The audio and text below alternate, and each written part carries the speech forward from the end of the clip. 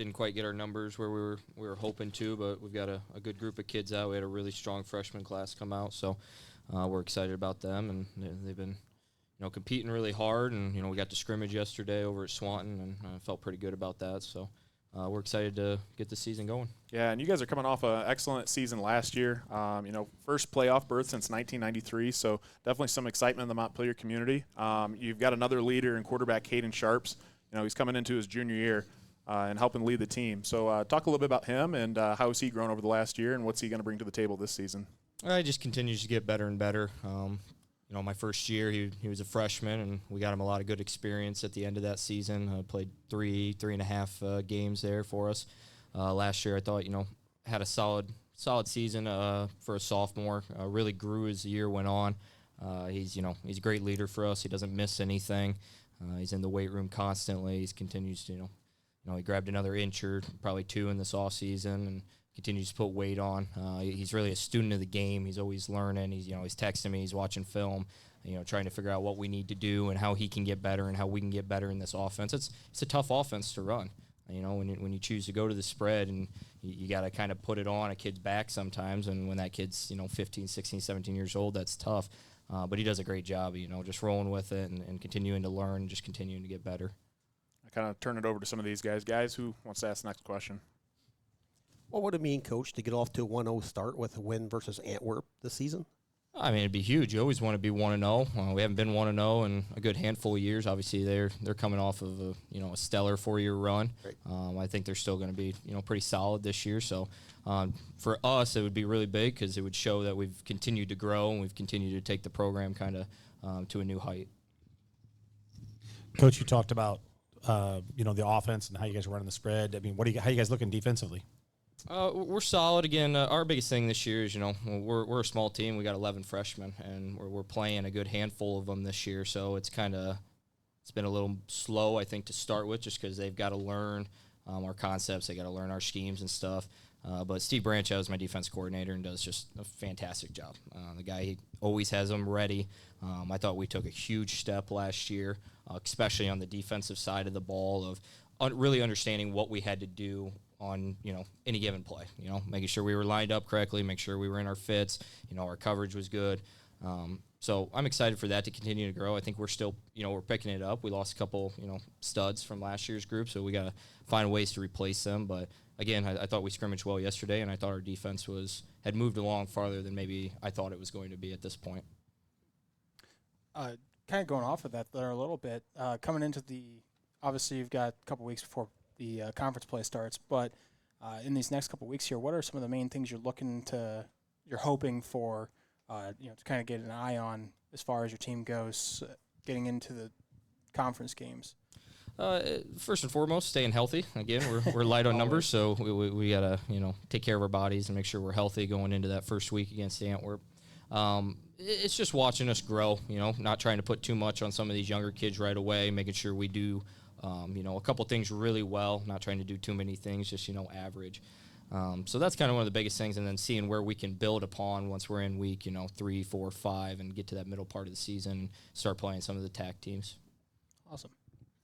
Now, you had kind of talked, or we had said you made the playoffs last season. What is it going to take this year to take that next step? You guys made it to the playoffs. How do you get to that playoff win? How do you make those deep playoff runs?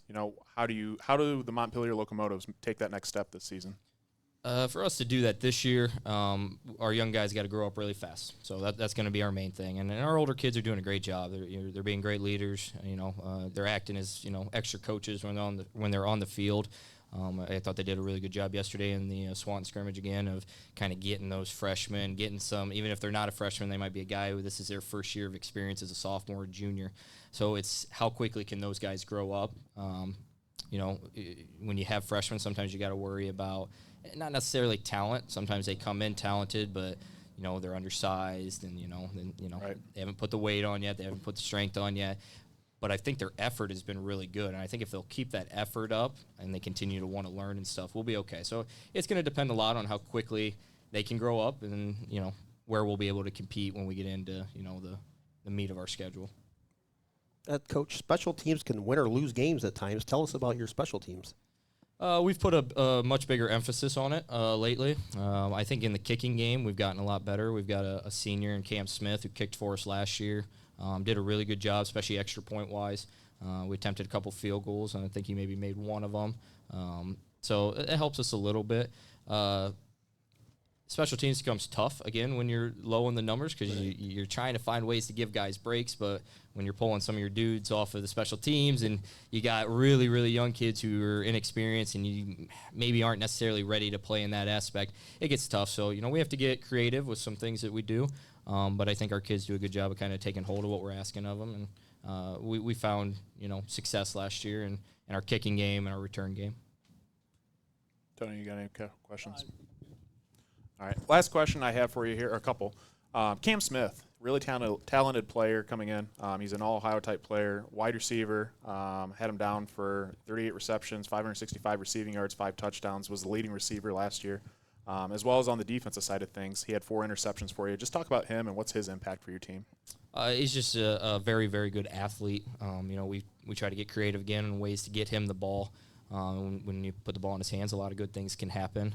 Defensively, again, he can make up for, missed coverages and stuff sometimes just because he's kind of got a knack for finding the ball. So, again, he's just such a good athlete for us. We're going to miss him after this year in that aspect of things. So he does a great job, figuring out how to get us out of sticky situations sometimes. If we're scrambling or whatever it might be, he can find a way to make a play for us. And final question for me. What's the outlook on the TAC this season? Well, we just lost Cardinal Stritch, which, kind of put a wrench in all of our schedules. So, sure. We're still working on that and trying to pick up a game for that one. Otto Hill's still going to be, really strong. They got another senior class that's coming back. I think one more year of them being kind of on the top end of the TAC. I think Eden's right there with them. Eden didn't lose a whole lot last year, and I think Bob does a great job in that offense. I mean, it's really tough to stop. So I think those two are definitely going to be the top ones, and people are going to kind of try to being able to catch them. I think we shortened the gap last year finally. I think we're able to compete a little bit at that level. Ottawa Hill's still a little bit higher than what a lot of us are. And Hilltop's getting better as well. And then, again, Northwood, you just don't know from year to year. They're going to be really well coached. And it's just, depends on what their athletes look like in every year. We were able to get them last year. It was the first time we'd beat them since we joined the TAC in 2016. So that's kind of a monkey off our back. But I expect them to be talented again this year. So I think it's going to be rough. And, you got to come ready to play every week. And, our kids know that. And I think it prepares us if, we get that opportunity to play Week 11. I think we are ready and prepared to, go after whoever we have to play that week. All righty, well, good deal. Well, Coach, I think that concludes it from us, but we just want to wish you the best of luck this season, and I appreciate you coming out tonight. Yeah, I appreciate you guys doing this. Thanks.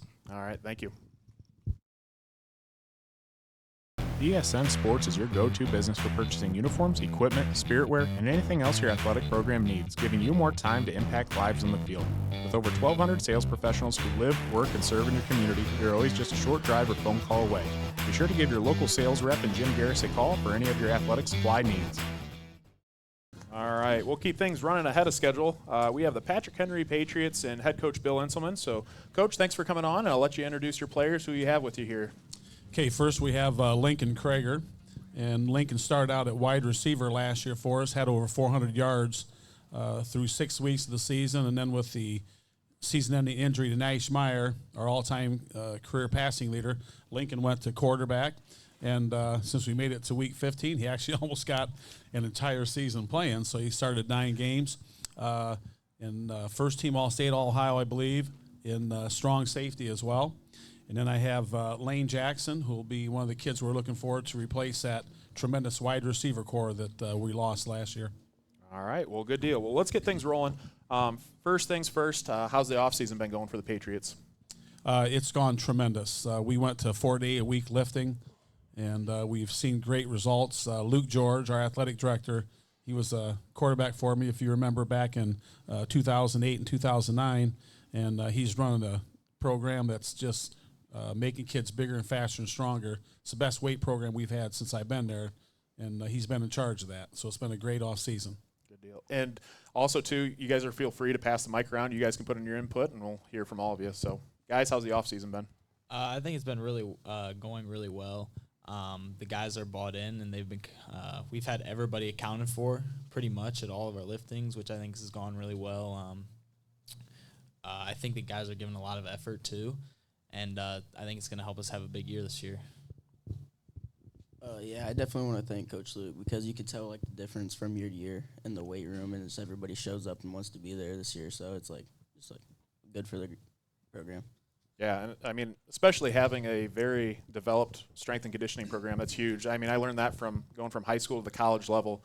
If you can have that program, I mean, that pays huge dividends down the road. I mean, if you're bigger, faster, stronger, I mean, you need that, especially making deep playoff runs like you guys did last season. So, guys, who wants to ask the next question? Coach, I said last year 1,000 times, at the end of the season, as much of injuries you guys had and everything you went through, was last year your best coaching job that you've ever did? Even though you won a state title, at the end of the season, did you sit back and just, I can't believe we accomplished what we did? Well, I'll let the fans debate that. How's that? But I will say this. It's as rewarding. Exactly, yes. As rewarding of a year I've had in my 32-year career at PH. And that's because I think any of us who are parents, one of the things that you want to know is how your kid's going to react to adversity, right? Because life is not fair, we tell our kids, and life is not easy. And we had some tough injuries last year, and some teams would have packed it in, would have gave up, started pointing fingers at coaches, each other, or whatever. And I am as proud of that team last year as any team that I've coached, and it was very rewarding to come back then and get back to the Final Four like that. And I'll be honest, we went down to the state championship game and watched Marion Local win it again for the fourth time after beating us. And we really feel that us and Dalton would have been a tremendous game every time we played. I'm not going to go out on a limb and say we'd have beat them, but I think it'd be a game you'd want to come and watch every time. So you could argue we were the second best team, far behind Marion Local, though. What did you guys take away from that run last season? Yeah, definitely just really forming together as a team really helps you go far. And when you can lean on each other and trust each other, it can really help you make a big playoff run like that. Yeah, just like Lincoln said, trust and just trusting everybody. It just makes you all better and come together so you can keep winning and playing with your boys. Yeah, I mean, I think it was incredible. Keith has said it. We talked, when Nash went down, obviously he was a longtime starter for you guys and a huge player. And we were all asking the question, I'm sure everyone else was, is how are you guys going to step up against this adversity? And you guys did a terrific job. And it was exciting to see, how you guys turned the season around and made the deep playoff run. So I think it goes to a testament to, all the coaches and players. You guys did a wonderful job last year. But yeah, I mean, it's unbelievable what you guys did. Yeah, Lincoln, my question, I got last year you kind of got thrust into that role after the injury. And if I remember right, your first game was against LC, wasn't it?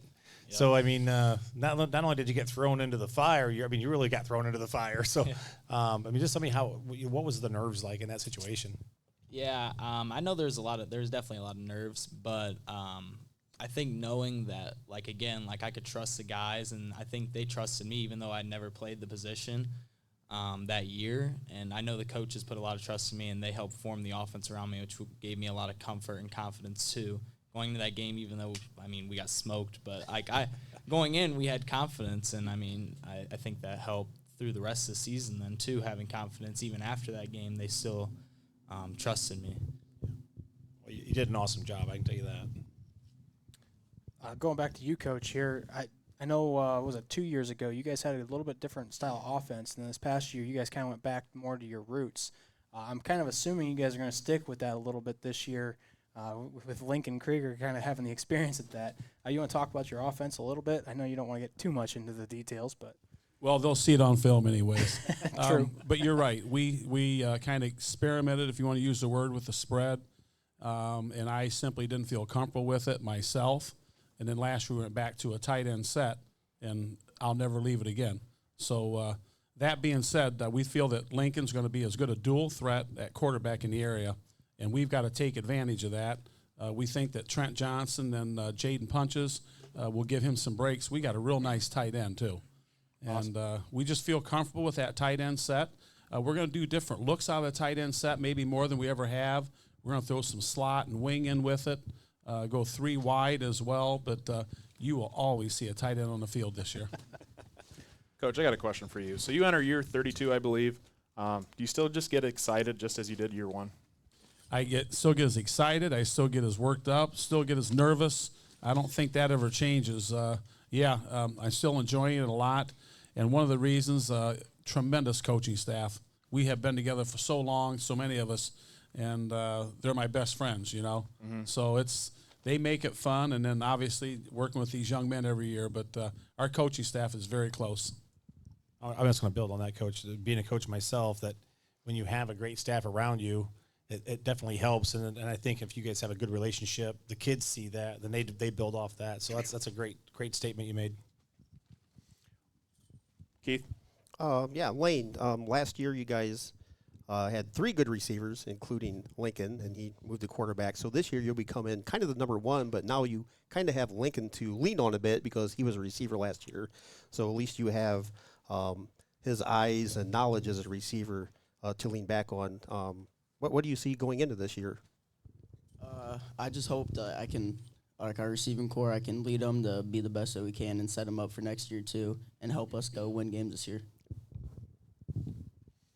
In terms of matchups this season, so everyone's always got rivalries and big games. What matchups are you guys excited for this year? Well, I definitely think you could say LC and Archibald, they're going to be like the top dogs pretty much in the league, and we know that we're going to have to play really, really well to beat them or even have a chance of beating them. But I think that this offseason we've been putting in a lot of work, and I think when we get there, it'll be a good game. I'd say Grove and LC. Yeah, following up on that, if you look back at last year in Northwest Ohio, you had Liberty, D5, region champ. Mm-hmm. D6 was Columbus Grove, and we were D7, and we have both of them on the schedule. That's I a think tough if schedule. you talk to a lot of people would mention us 3 teams as favorites in each region to do it again, or at least be competing for it. So we're going to have 2 very, very tough games in that schedule this year.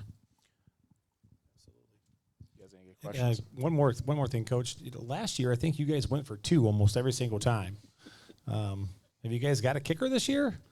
We think we do. I'll tell you what, we're the only. Lincoln, you gonna be kicking? He might be. Maybe.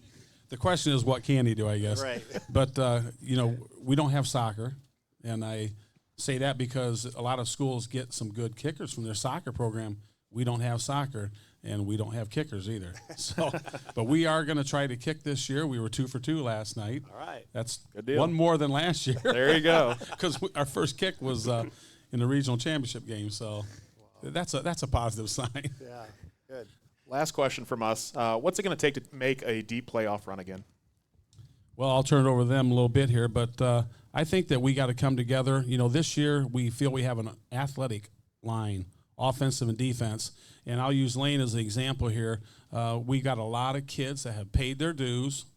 They have worked hard for this opportunity, and they're not tremendous athletes, but they're good athletes, and they're coachable kids, and we got a lot of kids you're going to see at receiver position. We got 3 kids we're going to use at the running back position for just 1 position.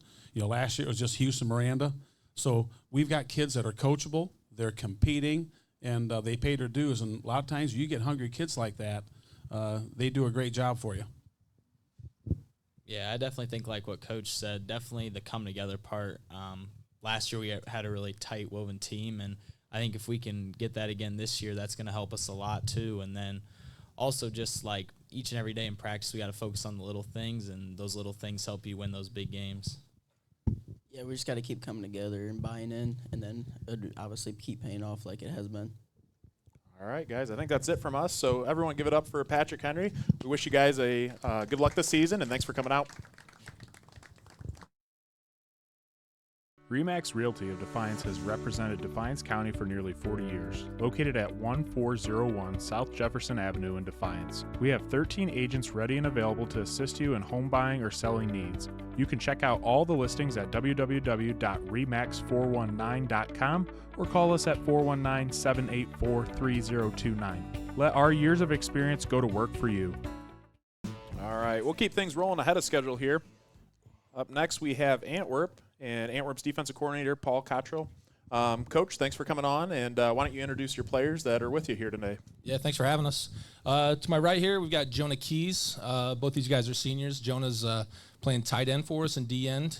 Looking for him to stepping up. He's kind of been in a log jam behind a couple guys, with some all-state, all-district type guys for the last couple years. So yeah, he's going to make the most of this one-year opportunity he's got. And then we've got Jackson Jones. All the too many J's here, but he's switched positions. He moved down from linebacker. He played safety for the last couple years for us, and he's playing receiver as well. So. All right. Well, how's the offseason been for you guys? It's been going pretty well. Coach Hale is with them, every day, but he'd always text me or call me, once or twice a week and say, hey, man, we got great numbers. Guys are showing up, being accountable. So, they've been working hard since we got practice going, working on their installs and everything, and they're learning. We've had, I think everybody knows, we've had 13 seniors graduate last year. Big senior class, yeah. So we're kind of, we've had guys that play. We've been fortunate enough to, be in a situation where a lot of these guys had some playing time, but not a lot of it was meaningful. So we're looking forward to that opportunity. And if you guys have anything to add. What he was saying about how we lost 13 seniors, we did, but these younger guys have really been buying into their roles during the summer workouts, coming up and trying to fill these spots and sustain what we had. Yeah, I've been working hard. We have a lot of competition between guys trying to, everyone's not every starting position is secured. There's a lot of guys in the secondary who are coming up trying to make their statement, trying to get as much playing time as they can. Everyone's working hard, going in the weight room and conditioning throughout the whole summer. And I just want to say, too, you saying right off the bat, you guys have sat behind, some all-Ohio-type players. You guys have changed positions. That right away, to me, is a testament to you guys and your guys' program because, there's a lot of kids that wouldn't do that. They may quit right away. But, that's how a lot of good programs in the area, they keep their excellences. Players like you guys that are able to do that and continue to keep those traditions and, that hard work in that program. So I just want to say testament, that really stuck out to me right off the bat. So. Keith? That kind of leads into my question I had for all you, actually, was Jonah, Jackson, and Coach. Like, what did you learn from the past 3 years from winning all the GMC titles, going 30, I don't know what you guys' record was, but 32-6, 5 playoff wins. What did you guys learn as underclassmen that you can now take into your senior season as far as leadership roles? I kind of learned what it takes to, get into a deep playoff run from these older guys, the dedication that it takes, being in there every day in the summer, putting in the work on the off season, just going your hardest every day at practice and really giving it your all, showing people what you can do. And not just like that, but us younger guys, when they were seniors, giving all we can at practice just to make them better so that they can see the best of the best. Yeah, every single day they pushed us to be better, and we had to push them to make them the best possible version of themselves that they could be. And they were great leaders and good people to look up to, and good to have them there to help develop us when we were younger classmen. Well, obviously you guys lost probably one of the best quarterbacks in the area with Carson Altimus.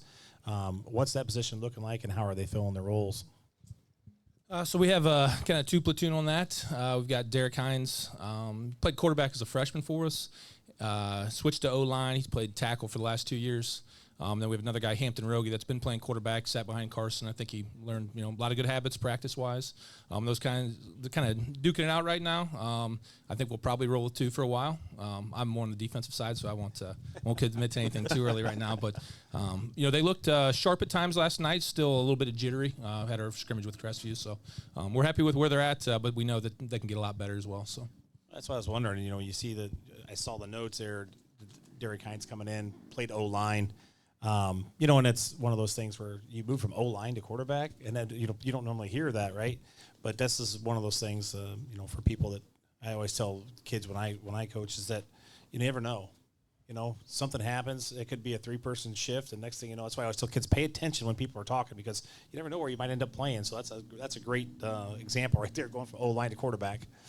Yep, exactly. You just listened to Patrick Henry before us, and you have a guy that's never played quarterback before. I didn't know that at all, but I don't think you could tell. And then they lead him to 9 wins or whatever it was, and went to a deep playoff run. So Derek, he's a baseball guy. Played a little quarterback before, but with us, we generally have smaller numbers, so guys are have to be willing to step into positions that maybe they're not totally comfortable with, but they've done it with a smile on their face and they work hard. So we appreciate them. AJ. Just going on to the conference here a little bit. This year is going to be really weird with the conference. It seems like there's nobody that's a real front runner this year coming into it. What's your thoughts on the conference and matchups this year? Conference-wise, I think the coaches poll came out the other day, and I mean, kind of agree with kind of the pecking order win. I think Fairview, been on the rise. Coach Rakes is obviously a pretty good coach. Took a couple years off, but he's got them back on the right track, and I think most people expect, pretty good season out of them. Tinora is always going to have a ton of athletes and big guys to push you, and behind them, Paulding probably, and I would expect Ayersville to be really well coached again as well. Coach Mickey's a really good coach as well. I think coming from Fairview as well, so. And then for us, we just got to, step up. I mean, we were two-time defending champion. We shared it last year, but we're going to do everything we can to, try to keep it in Antwerp. Now you're a defensive guy, so you got to talk about the defense. What's the defense look like this year? Good. We've changed a couple things. With some of the guys we had the last couple of years, we pretty much played man. Defensively, played man, get after it a little bit. We'll be a little bit more mix of man and zone. But we've got some big guys. We've got some guys that can cover. I think 3 of the 4 track guys that we had in the 4x400 state team are all in our defensive backfield. So we feel like we can cover a little bit. But again, we're asking them to do some new things defensively, and I think everybody's done a good job of trying to learn and buy into what we've been doing. So, Keith. With all the offensive experience that you lost, do you expect to change it all offensively, Coach? Even though you're on the defensive side of the ball, but do you expect to change it all, or just continue to what you have? I think our playbook hasn't changed much, but simplifying is probably a better way to say it. We don't just lose a great quarterback; we lose 4 of our starting offensive linemen from last year as well. Which getting those guys in sync is it's a job, and just like I said, I think probably try to establish the run a little bit. We've got a couple guys in the backfield. I think we'll run hard, and then try to get our ball outside to those fast guys, and hopefully they can break some tackles and get us some chunk plays. But question for you guys. I asked the other guys before. What matchups are you guys looking forward to this season? I think there's a lot of tension, but we've got a lot of different guys, especially within our county, Paulding, and Wayne Trace, and then definitely Hicksville as well. All those guys are teams that we'd like to beat everyone in the GMC, but I think those guys especially. Yeah, kind of going off what he said, we have a lot of rivals in our own county, Paulding, Wayne Trace. Wayne Trace has always been a rivalry, but so has Hicksville. Hicksville's really grown in the past couple of years due to a lot of social media stuff that's just been going on. So tensions have definitely rose there. Always up to no good on social media. Yeah, and I'll just point out, I know you had Coach Robinson on from Montpelier a couple spots ago, but what he's done with that program, turn around, I think they were 1 win a couple years ago, and then maybe 3, and then they get to 7-3 in a playoff win. So I think it would be a pretty big mistake to focus on anyone down the road. We're focused on Montpelier right now. So, what will it take this season to? Obviously, there's been a lot of losses in the senior class. What will it take from you guys and the team to stay on track and try to, continue that tradition at Antwerp over the last few years? It's going to take a lot of dedication, a lot of buying in, a lot of hard work, putting in work that people see and work that people don't see, practicing every day, giving it our all. Guys are tired, but they still want to go out and practice and just get better every day. Obviously, we don't have the most amount of experience overall, but we make sure. Last night we had a couple of moments where we weren't doing as good, but we made sure to play through the adversity, and we kept pushing and picked ourselves back up later in the scrimmage, and we kept playing. So I think we're doing good on that. He teed it up for you a little bit. I thought one of you guys might say everything you got, because that's sort of our mantra for this year. We knew what it's going to take. It's going to take everything they have, right? We kind of talked about, so a lot of the seniors, haven't been playing much. You get one shot. As unfortunate or unfair as that is, just make the most of it and to give it all you got, totally buy in and sell out, and we'll see where it goes from there. All right, I think that's good from all of us. So, guys, thanks for coming on the show, and we want to wish you the best of luck, and good luck this season. Make a deep playoff run. So, thanks for coming on. Marco's Pizza is honored to sponsor NWO Sports, serving your pizza of choice in Northwest Ohio. Defiance, Archbold, Wauseon, Delta, Bryan, Napoleon, Paulding, and Montpelier. Order online at marcos.com today. Get things rolling. We're staying ahead of schedule here. So up next, we have Evergreen head coach and Barry Bach. So, Coach, thanks for coming on the show today. Hey, no worries. Thank you, guys. What's that? Oh, yeah. All right. So let me see here real quick. All right. I think we're good. What has the offseason been like for the Evergreen Vikings so far? For us, the off season was trying to continue what we built on last year. Obviously going 4-6 my first year last year. To me, that's 4 wins isn't that quite impressive, but where the program has been the past couple of years, it was a big step. We beat our 2 rivals at the end of the year, and a lot more buy-in for the kids this year. That's kind of been the key thing. Everyone's holding each other accountable. So that's kind of been the big program that we've been seeing so far this summer, is that it's not so much of teaching and building this culture to kind of establish itself. Everybody's on top of each other. If players are missing over summer, they're the ones texting them saying, "Hey, where you at?" So it's been a lot of accountability, and we're proud of the kids so far.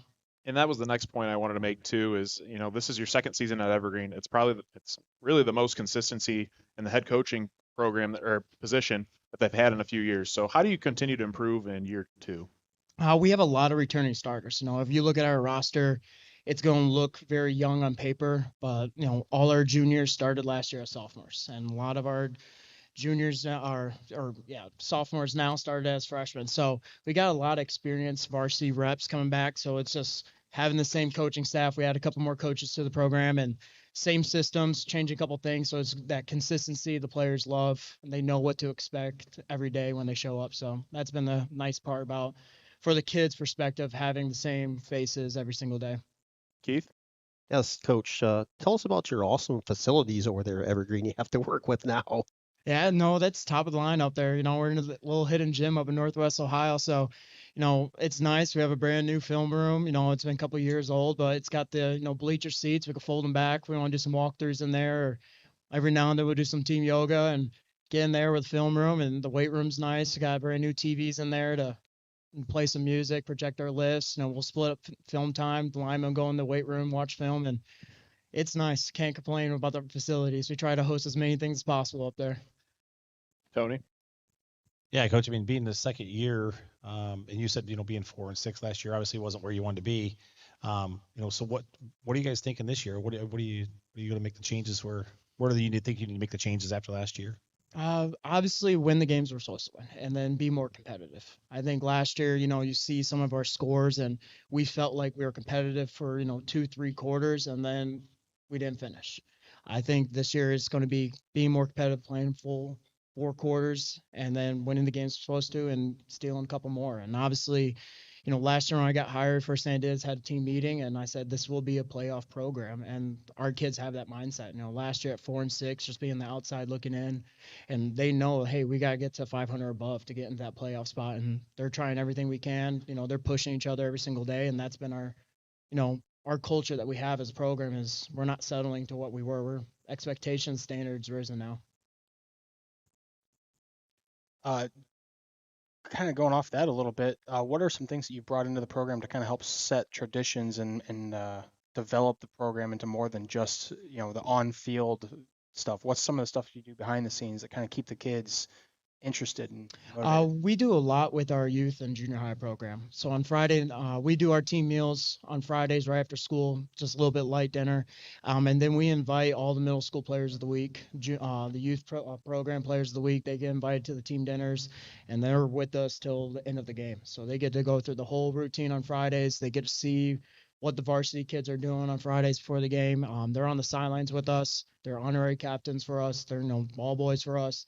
And so we're trying to get that group of kids, hey, every single week I have a different set, but at the same time, you're growing up, you know what to expect now in the high school level. It's not something new because you've been part of it every Friday type of deal. And and we changed a couple things just kind of keep it fresh for the school and for our program. But other than that, our main focus is making sure our youth program, junior high, numbers have risen this year.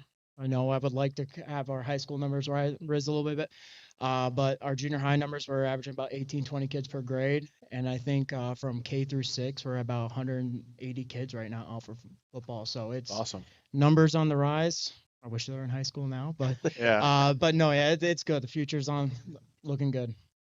Well, yeah, sometimes coming into a program like this as a newer coach, you kind of got to build for the future and make what you can do with today's day and age, but build the program for the longevity rather than focusing on just getting as many wins as you can now. I know build it down the road. That's the key thing. I'm a competitor, so I'm always like we want wins now type of deal. But at the same time, you got to look at the bigger picture and.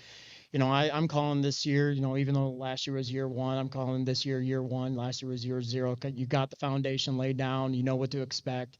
And so now we're starting to roll. We had a full, season and a half of lifting for us, off season, mindset thing. So that's kind of been the looking forward to the future. Now, Coach, you have some talented players returning. One I want to mention is Colton Robertson. So I came across his film the other day. So I was on social media looking, and I tell you what, man, that kid can play. He flies to the ball. He has a natural instinct to track the football. Just talk about him a little bit. So when we list positions, I always just say he's an athlete. Like you can put him anywhere. He's obviously one of the most talented kids in our league. We're a very talented league, and his name should be at one of the top spots for it. But as Colton as an individual, leadership-wise, was his biggest growth this summer. He battled a little injury from baseball season, but he's getting back at it and getting the groove. But he was there every day, still being a leader every day. Just from when I came in, I knew he was talented, but it was just kind of getting him to understand, hey, be who you are. And, times it's going to be, looks like it's going to be bad, but at the same time, just know you have potential to keep growing and growing and growing.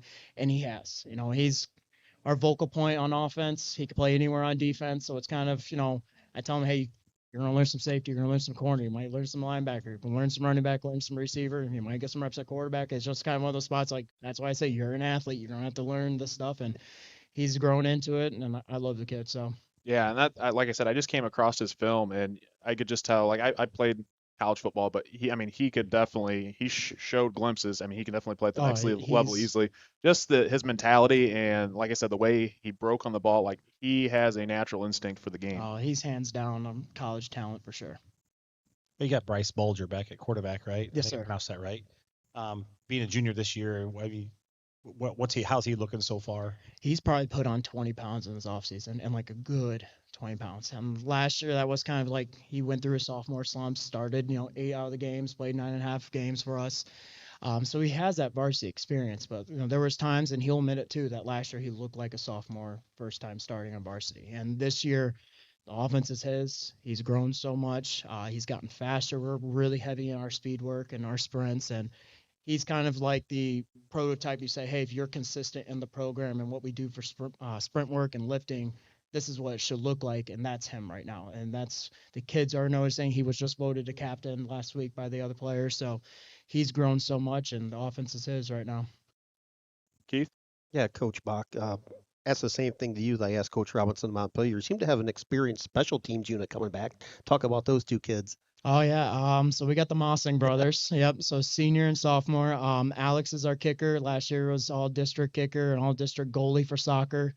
As a freshman, and there's days at practice, if the wind is blowing the right way, we just say, hey, let's just spend another 5 minutes watching kick field goals, and we'll back him up to 53, and he'll drill them. And then today, we were kicking, and I think he made a 38-yarder, and we just like, all right, I don't want to showcase you too much, but yeah, it's nice to have where we don't have to stress about, like, if we're in field goal range, we're like, hey, we can settle for a field goal here, and then he kicks into the end zone probably 90% of the time, and that's a good problem to have. And then Max Mussing back at punting, so he can boot it too. So it's nice. I got the two Mossing brothers back there, special teams taken care of, and that's a big part of our practice too. We make sure we have the 3 phases of football, and we make sure we put a lot of time in our special teams.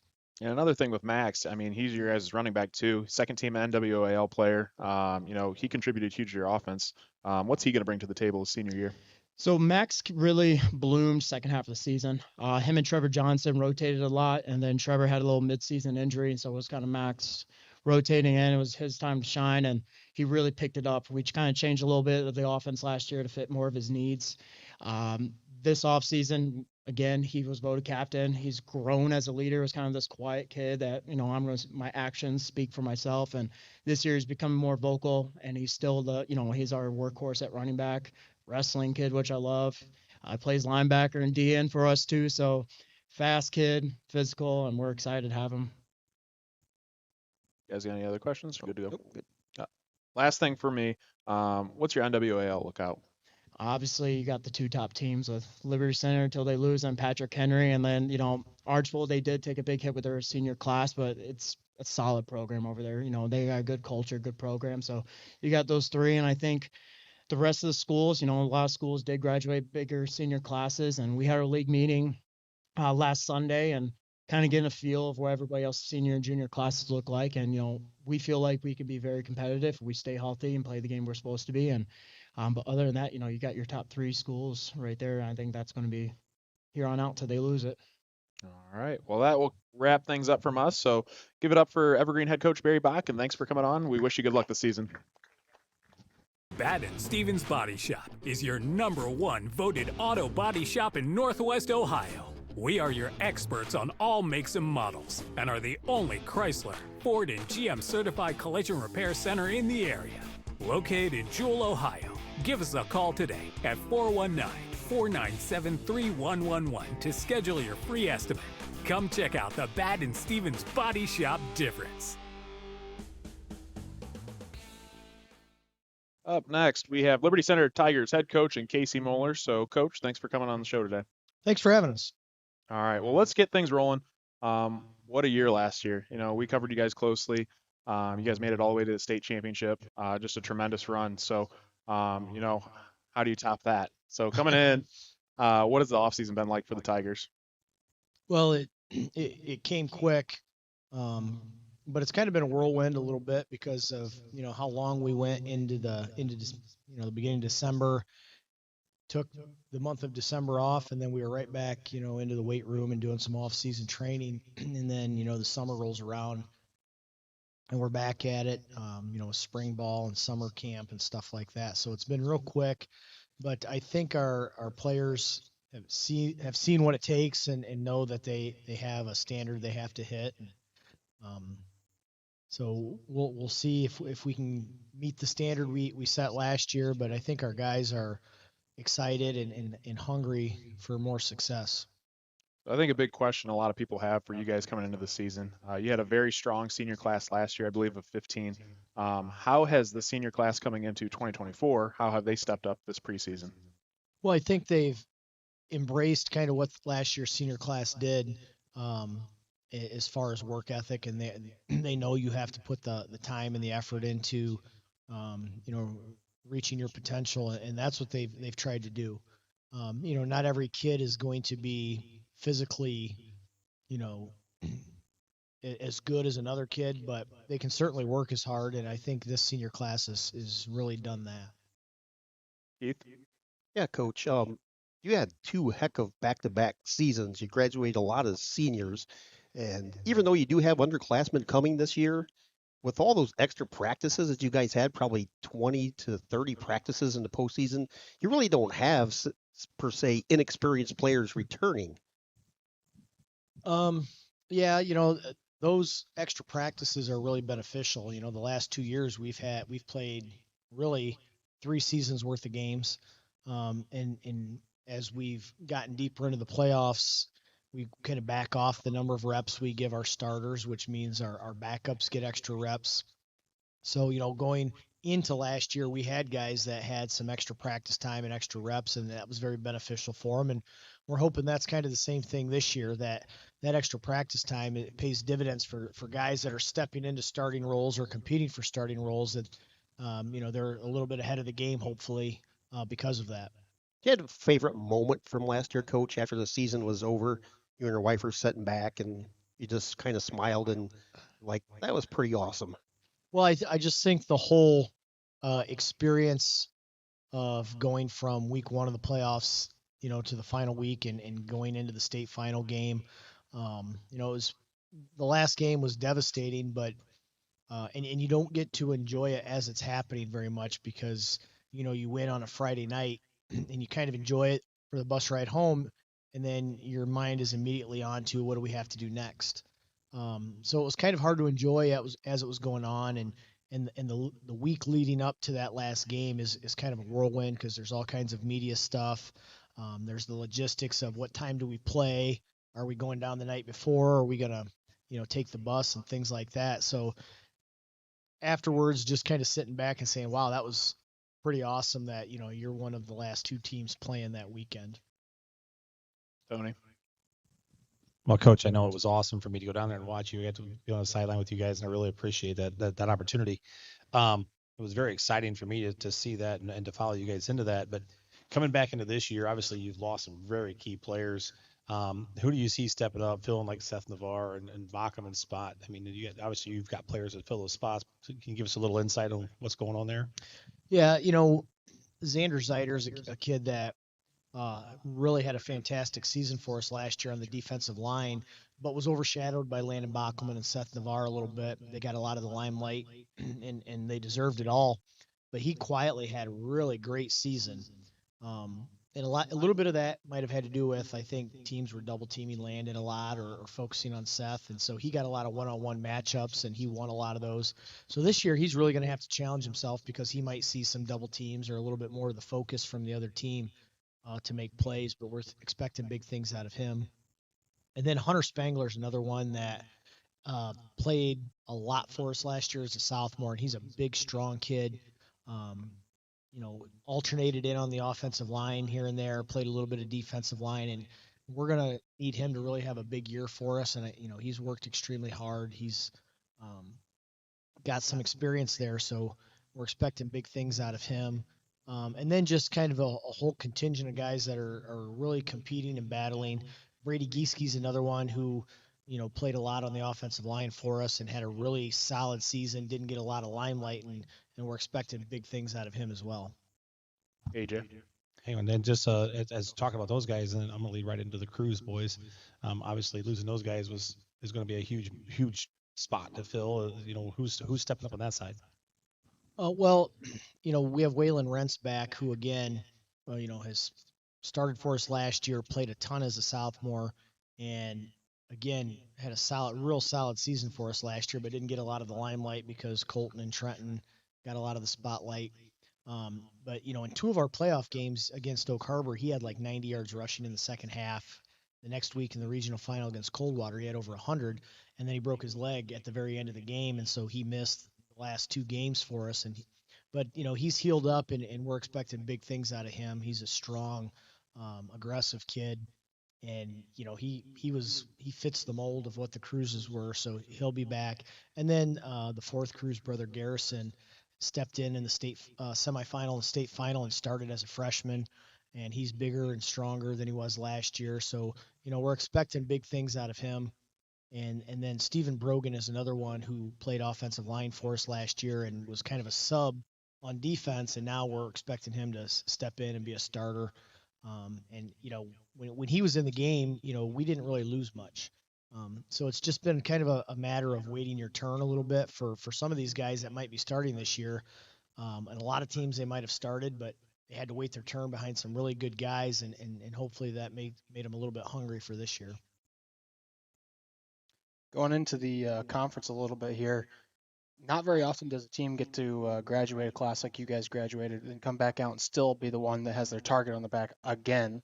This is year number how many that you guys are being like the target to hit. What do you have to say about those that are coming for you again? Well, probably the last 2 years we've gone into, the season and told our guys, you're probably going to get picked to win the league because of the success we had the previous season. And that's kind of how those things go. If you have a really good, successful season, a lot of teams are going to pick you to be really good the next year. And so we tell them, this is probably what's going to happen. We can either run away from it and shy away from it, or we can embrace it and go out and know that teams are gunning for us and work really hard to make sure that we take care of our business and things like that. So that's kind of been our approach. In the last couple of years, our guys have been really good about embracing that, and we'll see how this year goes, but that's kind of been our mentality. Awesome. Kind of a different question for you, Coach. So your son Thomas Moeller is now a junior on the team. What's it like coaching him? It's good and it's bad sometimes. He's the one guy that I know I can yell at, and I'm probably not going to get in trouble unless he tells his mother. But he does take the brunt of things sometimes, and even at home, after. If I notice something at practice, I'll go up to his bedroom and say, kind of lay into him a little bit, off the record and not in front of anybody. But at the same time, it's been a great experience getting to share some of what we did last year with him, and he was on the field for a lot of that game on defense, and so to see a young sophomore get that opportunity and enjoy that was pretty special, and something that hopefully he remembers for a long time, because I think I will, and hopefully he can continue that for this year and even into next. Last question. What are some just goals you'd like to accomplish this year? Obviously, you guys have been to the biggest stage, but is a state title in the picture, or what would you guys like to achieve out of this season? If you ask the kids, they're going to tell you they want to win the league, want to win regional title, and get to state and everything. But the reality is, and it's hard for people, I think, to wrap their mind around. The last couple of years, I have not mentioned winning a league title or a regional title or going to state at all. Our biggest thing is just be the best we could possibly be. Our approach is every week we got to prepare like we're playing the best team in Ohio. And if we can prepare that way, and then we can go out and be ready for whatever we see. And again, just how good can we be and go out there and maximize your potential. And, if we can do that, that's the biggest goal for me. I feel like if we do that, the wins and losses will take care of themselves. And, what this year has in store, we'll see. That's why they go out and play the games. But we're going to go out and do the best we can and see what happens. All right, very well said. Let's give it up for Liberty Center head coach Casey Mueller. Thanks for coming on the show. Thank you. For 26 years, Burkholder Taxidermy has been Northwest Ohio's trusted full-service taxidermist. From game heads to lifelike mounts, we provide exceptional quality and craftsmanship. Preserve your memories with Burkholder Taxidermy, where experience meets excellence. Located at 19331 Buckskin Road, Defiance, Ohio. Give them a call at 419-782-9538. All right, we have the Hicksville Aces on here next, so we'll let you guys introduce who we have up here today, and we'll get things rolling for the Aces. I'm a senior. I'm Bronson Graber. I'm as well a senior, and I'm Owen Stoicky. I'm also a senior. I'm Brendan Metz. I'm a junior, and I'm Garrett Turnbull. Senior, Brent Lingham. All right. Guys, how's the offseason been for Hicksville? Actually really well. We've probably worked as hard as we've ever worked. We've had workouts throughout the winter, I think 3 days a week, and then obviously starting summer, Monday, Wednesday, Friday lifts. And Wednesdays we'd like install and stuff. So we've been working really hard for the next season. So you can pass the mic around too. Yeah, definitely in the 4 years that I've been in high school sports, this has been the roughest practice, hardest going we've ever had. It's definitely a different mentality by everybody. Keith, you want to go to the next question? Oh, yeah. I'm sorry. I thought they were still going to add some more questions. Brant, you're probably one of the fastest guys in the GMC. What's your expectations going into your senior season? During basketball season, you were probably the fastest point guard I saw bring the ball up. Yeah. I don't know. I don't really have any expectations to start with. Obviously, week by week, I want to win. That's the main goal. But if it comes down to me giving other guys are getting the ball, that's good with me too. I just want to do whatever it takes. Yeah, same for you, Garrett. Yep. What was the question? Just expectations going into your senior season. Some expectations we have is just to prove everyone wrong, because everyone's doubting us, not to succeed, and we just want to succeed. Because you guys aren't that far off from being one of the dominant teams in the GMC just probably 3 or 4 years ago. Yeah. Under Coach Smith. So you guys look to get back to that dominant of the Yeah, we Aces. hope to get back to that. Awesome. We talked earlier. We know you have a couple different matchups, obviously in conference play. What's your guys' biggest matchup you guys look forward to this season? I think week one. You got to start week by week, Every game is the same for us. Got to win every game. That's our goal. That's our expectation. So, other guys? Well, along with Bronson, we know week one's going to be a tough matchup. Patrick Henry's always a good football school, and we know coming into it, it's gonna be tough. We just got to go week by week and work our hardest. Anyone else? Guys, how's your off season been as far as your scrimmages? You guys had said you played the scrimmage last night. How'd that go? Yeah, I mean, starting with 7-on-7s. We started at Edgerton. We played Edgerton, Montpelier, and North Central. We won quite a bit of games there. We looked a lot better than we did last year. Completing more passes. Our defense looked great in those 7-on-7s. But then last night we had Brian at home. I know they're down maybe just a little bit this year, but still a pretty good football program. And I mean, we held our own. I think we scored multiple times, got multiple stops on defense, and we're playing together right now. So I think we're looking pretty good so far. That was actually gonna be my next question. Is the team, what second year under the under your new coach and how you guys, was everything you guys mentioned, working really hard in the off season? Is everything starting to come together for you guys? And Yeah, a lot of the hard work has been paying off just already, but we're still putting in more and more work each day.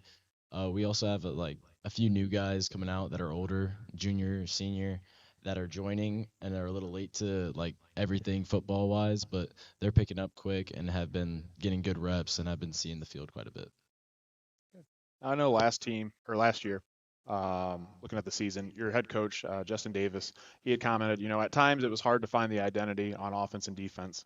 Going into 2024, what do you guys feel like your identity needs to be on both sides of the ball? Defensively, actually, you can talk about the defense, Bronson. Yeah, so I'm starting middle linebacker for defense. This year we switched to a 4-3 again. Last year we are kind of 3-4 look, the more modern type of defense. But now we're 4-3. We're kind of in a bend, don't break kind of defense. Don't allow those 50-yard runs, if they want to get 3-4 yards a game, that's fine with us, They got to keep on doing that the whole drive, make them have hard drives like that. But, yeah, I mean, just hard defense. That's our goal this year. So I'm the quarterback, and for offense, our expectations we have some new looks for offense, and we have some new guys that are playing some new positions that are surprising me, actually, because I didn't expect them to come out and play like how they usually are. And Yeah, no, we have a lot of new guys in new spots, and they're filling those spots really well. And our offense is looking night and day from last year. AJ? What do you guys do off the field to build team chemistry and get the underclassmen involved? One thing that we've been doing is we've been talking about bringing guys to the volleyball games, just getting a good culture for the volleyball girls, watching them, getting the stands more involved. We want to have a better student section this year just to support them, but also bringing our team closer and closer with the classmen. It was kind of random, but after some practices, hard 2 days, we'll go to my pond and swim. The whole team's invited. That's just kind of team bonding. You need that for a good football program. You can't hate each other, but honestly, this year I felt the most camaraderie that I've ever felt in the past 4 years. So I feel like everybody has each other's backs, and we're a unit this year. Yeah, I think Coach Moeller would agree with that. He talked about that a lot last year, just the team or the kids off the field and would get together and do a lot of just random things every night just to get your mind off football. So, what's your guys' outlook on the GMC this year? I feel like a lot graduated from other schools from GMC this year, so we'll see a lot of new teams. I know Fairview has a great shot at maybe winning the title this year, we've heard. So, I mean, just taking week by week, we know we can stick with any team. It just determines how well we play that night. So, yeah, we're looking to win. And I think the GMC is anyone can win it this year because everyone lost a lot of key players, and they'll just keep getting stronger and stronger. But I think we can win it. Anyone can win it. Anything else, or are we good to go? Good. I would agree with that, guys. I think the GMC is probably one of the conferences around that's definitely in kind of all evened up right now. I think it can be anybody's game. All right. Well, that concludes it from us. We just want to thank you guys for coming on the show today. Give it up for Hicksville. Good luck this season, and thanks again for coming on, guys. Smart Tools, bringing you elite blood flow restriction BFR cuffs along with IASTM tools, allowing for all your recovery and workout needs. Also offering education courses. Check them out today at smarttoolsplus.com. All right, we'll get things going here. We have Edgerton head coach and Brody Flagel. So, Coach, thanks for coming on the show today. I appreciate you having us. Appreciate all the coverage. All right, well, let's get things going. How's the offseason been for the Bulldogs? 29 kids out, which is down from years past, but it's a good group of boys. They're coming in. Our attendance throughout the summer lifts have been great. We track that, and we praise those guys that are showing up every day to lift weights and those practice days in the summer. But happy with where we're at. We do return quite a bit of experience from a very young team last year. So excited that we're in the scrimmage mode here, and hopefully that'll carry into week one. Yeah, and you had mentioned you have some talented players return. One is Scotty Kranz. He was a first-team GMC receiver last year. Another one is linebacker Joel Walkup. And I think for him, it seems like he's been there an eternity and a leader on the team. Just talk about those guys. Yeah. So Joel, he's been in the middle for us for feels like forever. I mean, he came in at the end of his freshman year and filled shoes when we had injuries, and he didn't look back from there on out. He's been the guy for us defensively, but not only being the guy for us defensively this year, he's going to be the guy for us along with Scotty offensively. So he's gonna carry a big load on his shoulders offensively and defensively. But we're excited for what's to come for him. And Scotty, he's just a guy that can do it all. I mean, we can hand him the ball, he can catch the ball, but the ultimate competitor, the guy always wants the ball. But very, very happy with what those two have done so far. But there's still a lot of work ahead of us. Keith? Yeah, Coach Flagel, similar to Hicksville, you guys are not that many years away from being one of the dominant programs in the GMC. You had Hunter Prince and guys like that. But what can you do as the team to get back to dominance? Sure, yeah, and I was fortunate enough to be a part of those teams as an assistant coach, so I could kind of to view from the assistant side of things of what it took. I was still new into coaching at that time, but learned a lot from those years, and it goes down to the consistency piece, and that's consistency at practice before it's consistent in a game. And I thought we had very physical practices. You got to kind of toe that line between the physicality at practice, but also know when to ease back, especially this year with 29 guys. But at the same time, that the consistency piece and the physicality piece at practice was what really got it going that year. You mentioned that 29 guys. Obviously, depth is going to be an issue. I mean, how do you look? Are you looking at two people? Are you two people deep, or are you going to be losing something if? So we are fortunate enough with the 29, it is mostly upperclassmen. So we do have some depth. Now, I'm not going to say depth isn't a concern in D7 football. It's always a concern. But we only have 2 incoming freshmen. So a lot of what we have is in the upper grades. Fortunately, though, the numbers are coming back up. We do have like 23, 24 on our junior high. So that is optimistic looking at that. But it's just football's hard. I mean, it's hard to get up and lift weights in the summer. It's hard to come to practice in warm weather, but fortunately this week it's been really nice, Yeah.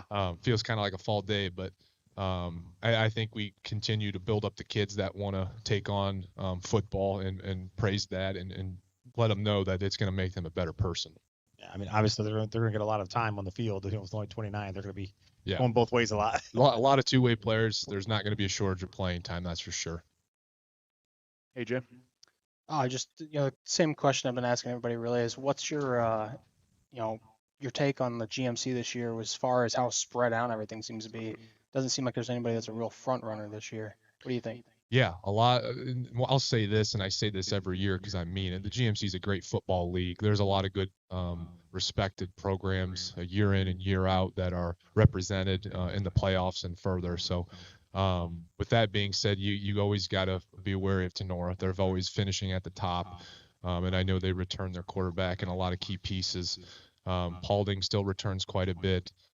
Fairview was very young last year, but it seemed like they hit their stride late in the year.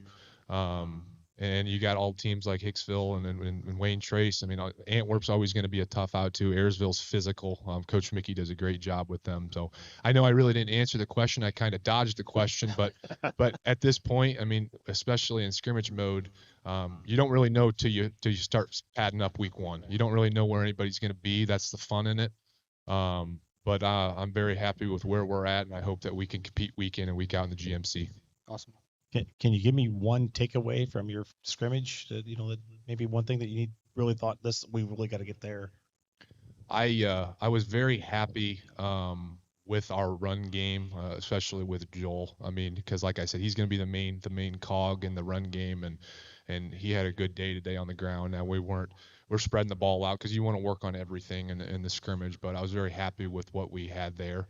And Delta, they're big up front. They got some guys up front. They have size and they're coached up. Coach Vickers does a nice job. So it was a good scrimmage. We'll break down the film here. It's uploading now. It's not quite done yet, but we'll break down the film and see where we're at, and we'll head into next week. I got the next question here for you, Coach. So last year you mentioned it was a learning experience for you. Talk about some key takeaways you learned. A, about your team, and B, maybe some coaching tips. Sure. So some of the things we learned, I like to say you need to learn how to win, but you also need to learn how to lose. There's a right way to lose and there's a right way to win, and we want to make sure we're doing that at all times. If we win all the games, that's great, but that doesn't always happen. So I think we were stronger mentally after last year, and the win column doesn't show, but we were in a lot of tight games. I mean, we were down to the wire and 3 of our losses that could have went either way. Just those consistency pieces, maybe a bad snap, maybe a dropped ball, something like that, a missed tackle. So those things we like to keep in the back of our mind, and it's those small details that add up in the end. But you always self-reflect on a tough season like that and what you can do better. But the saying is, and we had the saying today after the scrimmage, it's never as bad as it seems, and it's never as good as it might seem. So it's normally in the middle, but we don't feel like we're terribly far away, but we understand that we got to put in the work, and it's day by day. Mine's more of just a general statement, Coach Flagel, but I think we're all in agreement here that playing at Edgerton is probably the best environment that myself and probably all these gentlemen as well would agree upon. Just like a Friday night in Edgerton. Can you play 10 home games? Is that possible? It is a neat environment, and I feel like since where we're situated, locationally in the corner there, right on the border of Indiana, it's tough because not everybody sees it, and we have a ton of support in the community. I mean, going down that hill, it's a really neat environment, and we are fortunate enough to have a brand new press box this year. So if you guys come, we'll hook you up with your own room in there. Well, last year we got wet, so yeah. Well, hey, this year we'll make sure we get you up there because there's tons of room. Awesome. Everybody's really excited about that, to open that up week 2 at home. But a lot of community support. The school has been very supportive. Yes, last year was a tough year, but we have a lot of optimism towards this season. Awesome. One last thing, that kind of more of a statement. I'm kind of waiting for you guys to implement that Clemson Tiger entrance down the hill kind of thing. It is neat, and we have a coach on our staff that did not play at Edgerton, and he was from an opponent, and he said one of the coolest things was walking down that hill before a game, and I agree. I mean, it's a cool moment walking down. You got the fans around you, and there's no track, so people are right on top of you. It is a cool environment, and we like to use that to our advantage.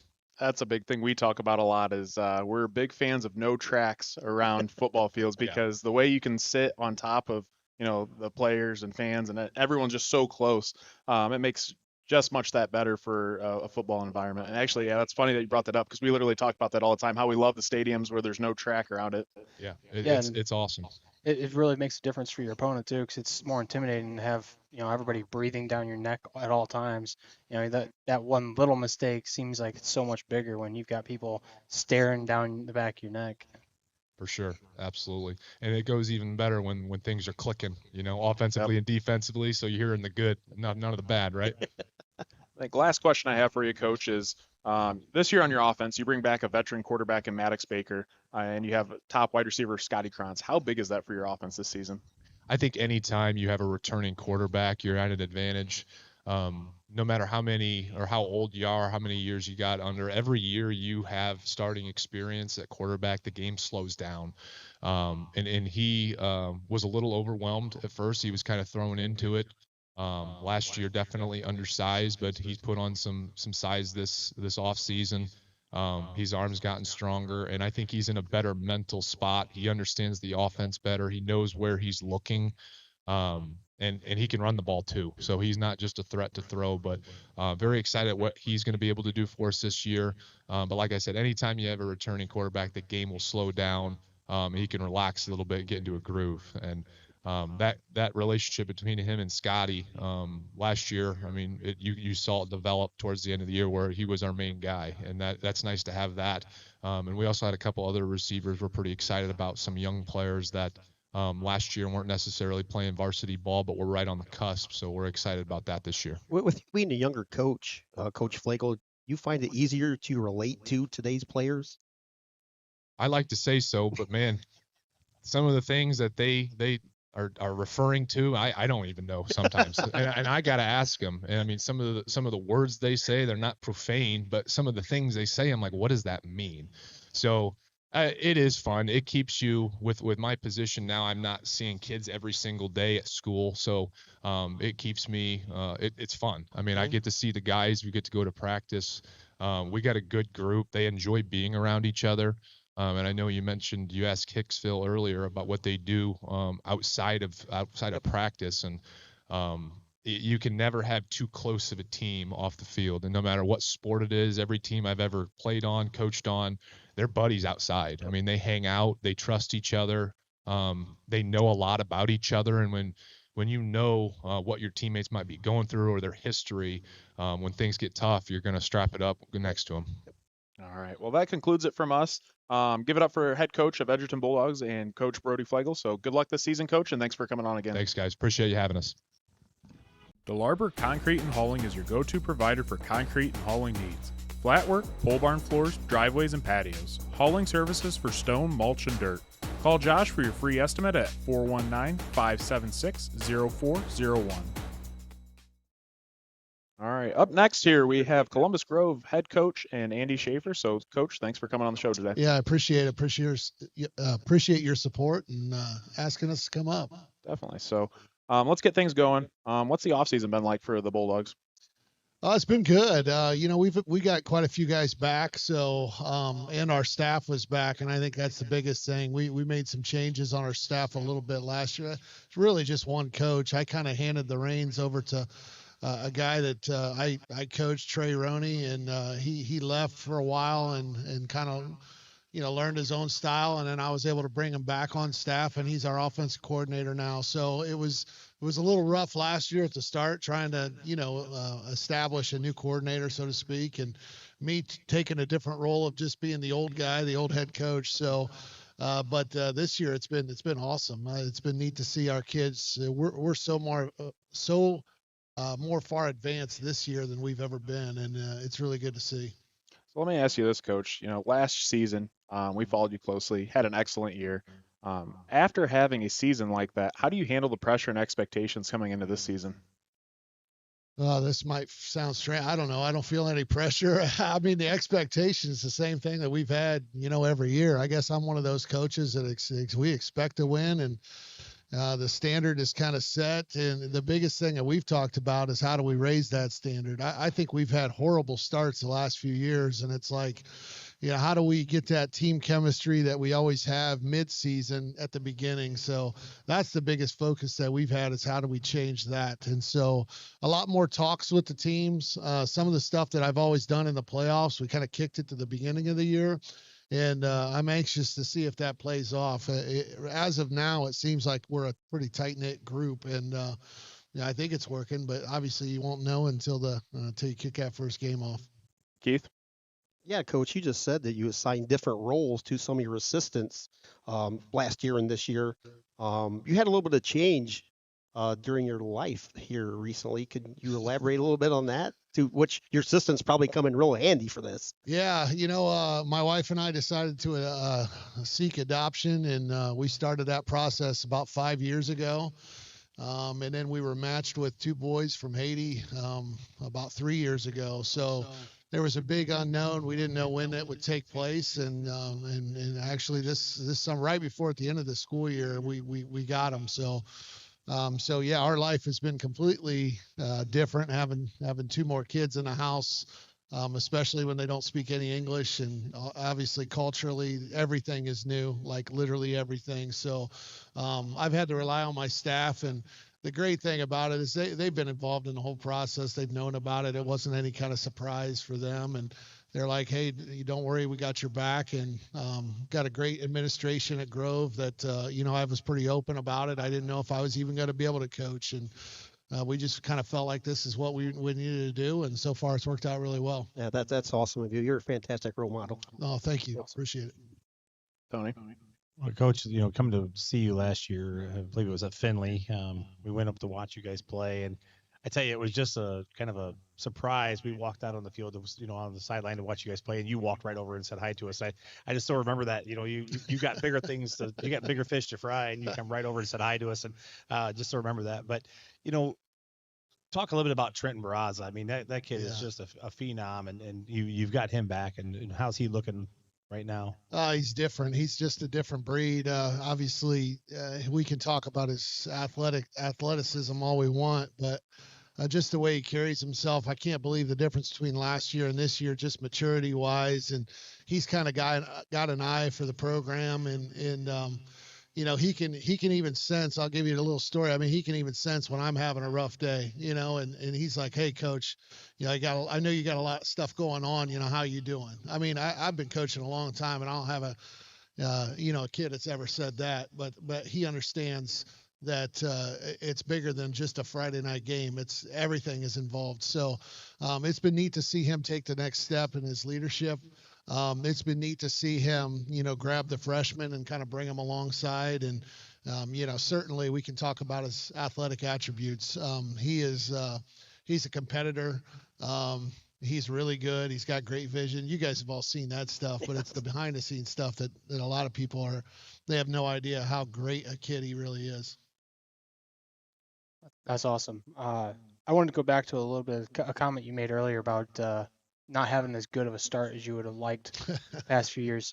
What are you guys doing differently maybe this year that, you're prepping for those first couple of games a little different, or? Yeah, we are. I hate to say it. I'm probably in more of a bad mood at the start of the season, but it's really just focusing on those little things. And I've really challenged our coaches as well. We've watched a lot more film than we ever have, but more importantly, I think it's the talks. We have core values that we talk about, and usually I kind of wait till the season starts before we start talking about those. But I spent 20 minutes talking on toughness the other day, and and that was, we weren't really even in pads yet. And the first thing I think people think of as toughness is the physical part. And we really had a big talk about the Navy SEALs, and it's not like they grab two Navy SEAL guys together and fight it out to see who's tougher. It's more mental stuff. They put them through intense training just to see if they break mentally. So we really talked about the mental part of the game, and I think that's the biggest thing. Our schedule is a gauntlet. Our schedule is brutal. Pandora, obviously a rivalry game, week 2, Liberty Benton, and then week 3, Patrick Henry, before we even get into league play. So we talked about how important it is that it's like you're almost starting with a playoff run. Now, I know we mentioned Trenton Barraza earlier. Talk about your quarterback in Landon Best. Not only is he's a really good quarterback, he's probably one of the most dynamic quarterbacks in the area. Yeah, he's really developed this year. Trey Roney, our offensive coordinator, did a great job. He went out to Pennsylvania and grabbed some stuff at a clinic and learned some stuff to really simplify quarterback reads and kind of put that language into our offense a little bit. And it really kind of changed. He's doing really well. We entered some passing tournaments, that kind of stuff this year, like everybody does, 7-on-7s, and we won 2 passing tournaments. And I was kind of surprised at that, because I don't want to be labeled as a passing team, but sometimes that happens. But I hope the word doesn't get out. But no, he's doing a really good job. He's taking the next step certainly as a leader. Tell us about a Friday night leading up to the Friday night kickoff in Columbus Grove, Coach. What's that whole build up like?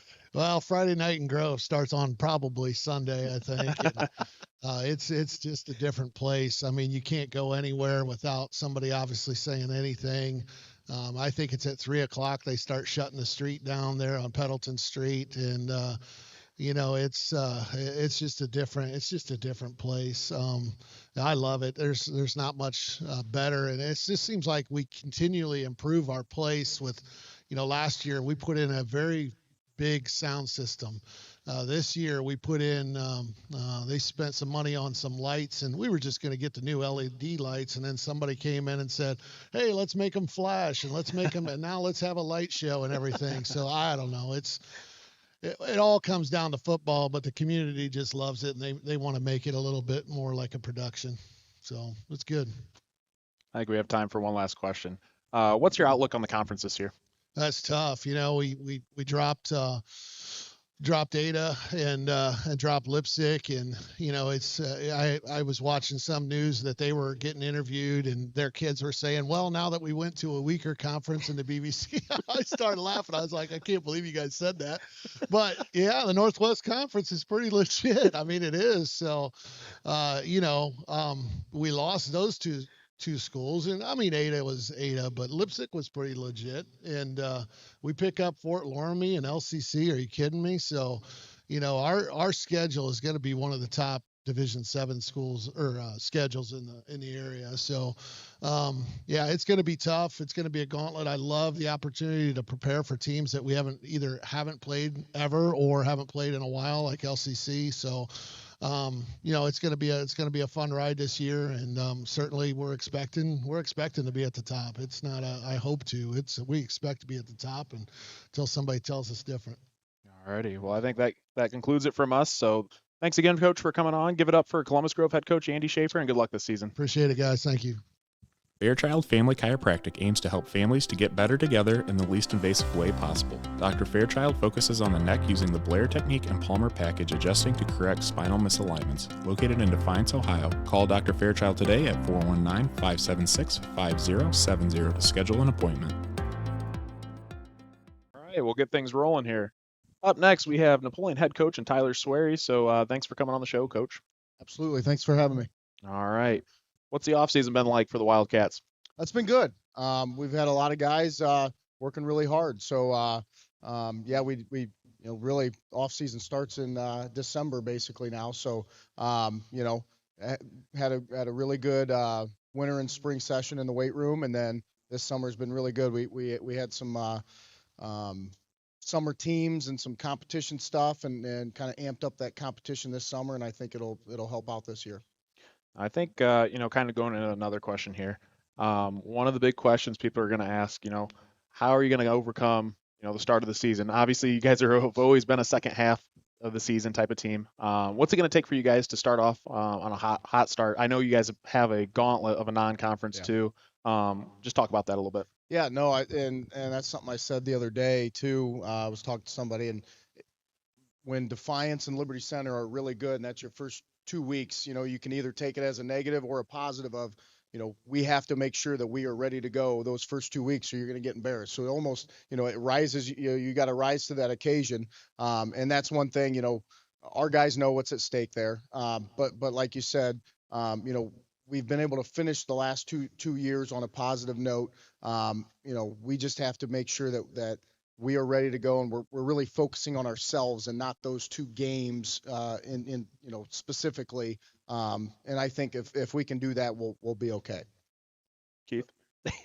Kind of ruined my question, Coach, because I was just going to ask you, what does the Rock mean to you guys? Yeah, well, I mean, obviously, we haven't had in a while, and that's something that we want back. But I think, we went on that losing streak last year, and we finally, sat down and talked with the kids and really said that end result doesn't really matter at this point. It's take it day by day. What can you control? You can't, one person can't control the outcome of a game. So what can you control? And if everybody's on the same page and does everything consistently, every day, then good things are going to happen. And so that's been our approach since week 4 last year. We've carried that into this summer and into this year of, you can't control outcomes of games. Worry what, you can control your attitude. You can control your preparation. If we can focus on that, then good things will eventually happen. Was there anything that you guys did different as a staff and as a team after the rough start that changed your season? Not necessarily. We had a couple guys that didn't play those first couple games, so that helps. George Eggers came back week 5 and ended up being an all-league outside linebacker and our second leading rusher.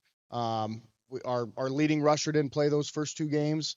Parker Woods, one of our leading receivers and DBs, first week of practice was Liberty Center week because he came out late. So, obviously there was some adjustments we made, but some guys got healthy. Obviously the competition we were playing those first 4 games was a little different than later on in the year, but it kind of all tied together. Tony? And Coach, how do you, after starting 0-4 and then having the end of the season the way you had, you guys finished out and made the playoffs. How do you build on that momentum going forward? Yeah, I mean, I think, obviously getting in the playoffs and winning, that was our first playoff win since 2012. So, to be able to go in the off season with that, but then also have that drive of, we not only want to win one playoff game, we want to win another one, and we'd like to host a game. So there's still things that we can use that to help build on and strive for more. Has that kind of sparked a more of a drive with these kids to do that hunger to get more?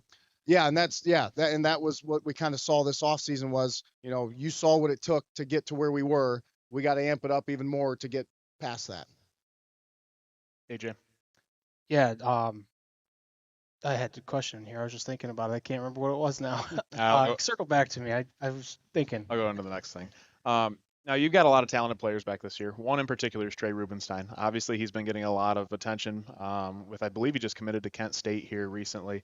On the offensive side of the ball, teams will bracket or double cover Trey. How hard is it to try and scheme teams to allow for him to get the ball in his hands? Obviously, he's a playmaker, and you want to get the ball there. How do you go about that? Yeah, and that's something that we really dedicated some time to as a staff this offseason was to figure out ways to do that. And whether that's putting him in motion, whether that's just keeping him in the backfield and taking direct snaps, or throw it to him quick out in the screen. We got to get him the ball. We also then can use him as a decoy. We got guys like Parker Woods and Garrett Hall, who are both big targets for us. If teams are going to do that, we have to also be able to adjust and say, all right, you're taking that away. Let's take what they give us.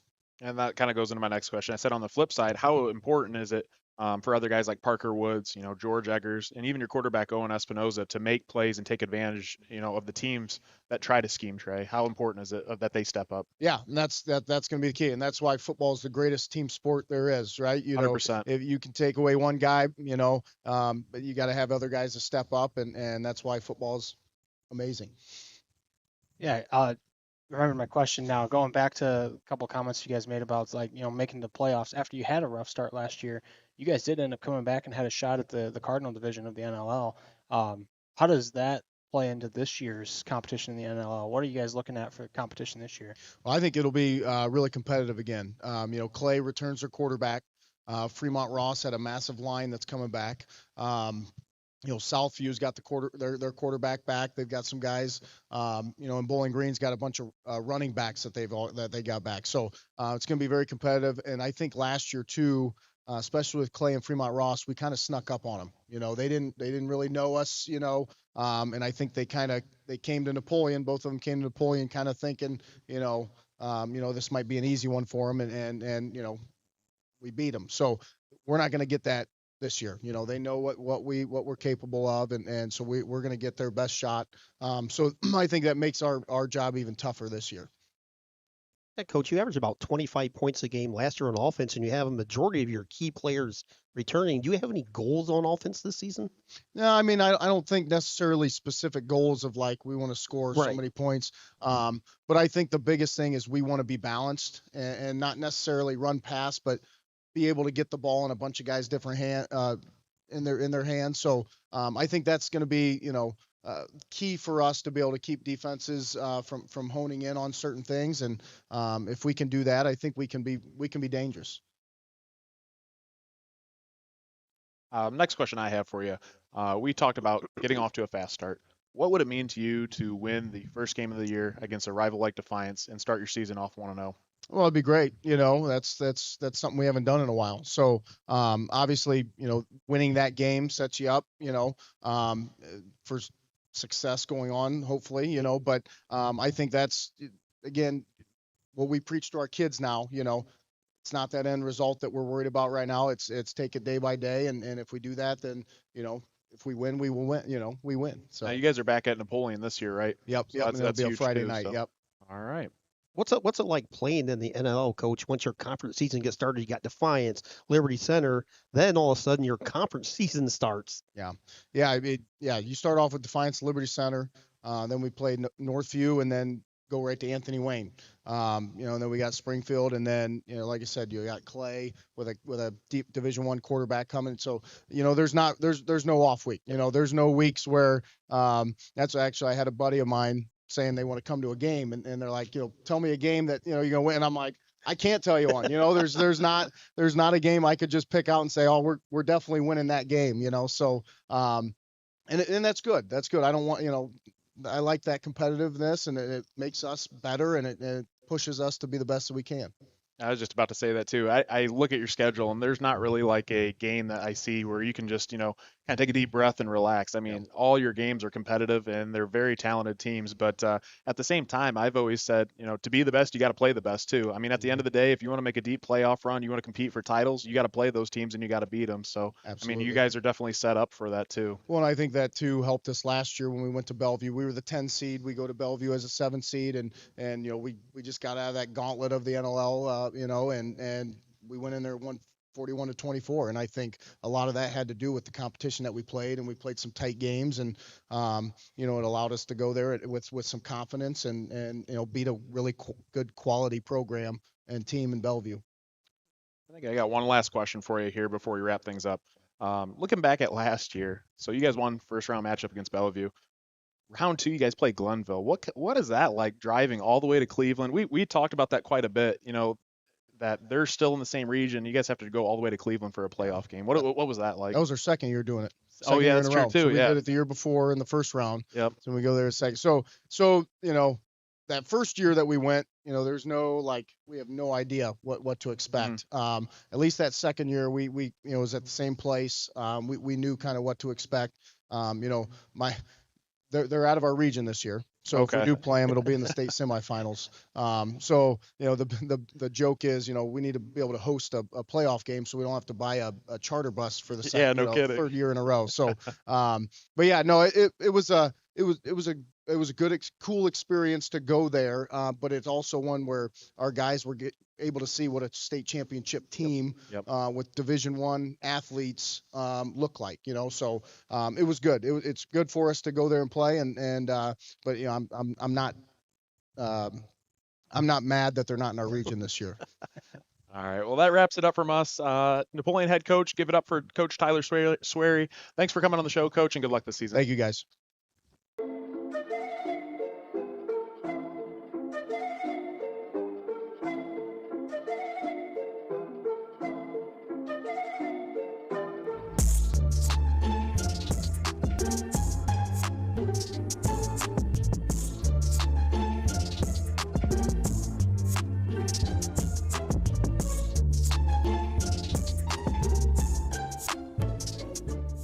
Get things rolling here. So up next, like I said, we have Defiance head coach Travis Cooper. Thanks for coming on, guys, and I'll let you introduce yourself, your team, and all the players here. Okay. Well, I'm Coach Cooper.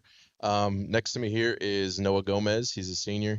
He's a quarterback. He's our Swiss Army knife. Quarterback, running back, receiver, DB, linebacker. Logan Hutchison, also a senior. All right, he's a receiver for us and also a defensive back. We got seniors Henry Hoffman, okay, and he's an offensive and defensive lineman, senior as well. We got Joey Robinson, senior. He is a receiver and a linebacker. And then we've got a senior Cohen Stockman, who is a tight end and a linebacker for us. All right, good deal. Well, let's get things rolling. How's the offseason been for the Bulldogs? Good. Fast. It's hard to believe that we're, already into August here and feels beautiful out right now. It's been good. We've had some injuries that have it's helped create depth, to be honest. It's forced some guys to step up and get a lot of reps, and I think it's going to pay dividends for us. But yeah, it's been a good offseason. These guys really have worked hard. We've got a good senior group, a big senior group that kind of knows how we do things, and have done a good job of setting the tempo and the tone at practices and workouts. Their attendance has been phenomenal. And that's the luxury of having a lot of these guys that have played early in their careers.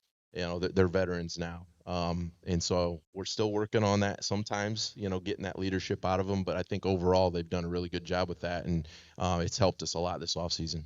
What's the offseason been like in your guys' eyes? Like Coach Coop said, fast. We've been putting in that work. We've been putting in a lot of hard work, conditioning, developing our work ethic. The coaches always say that availability is the best ability. So just our guys getting out there, participating in our commitment contest, and working towards our season has really been what it.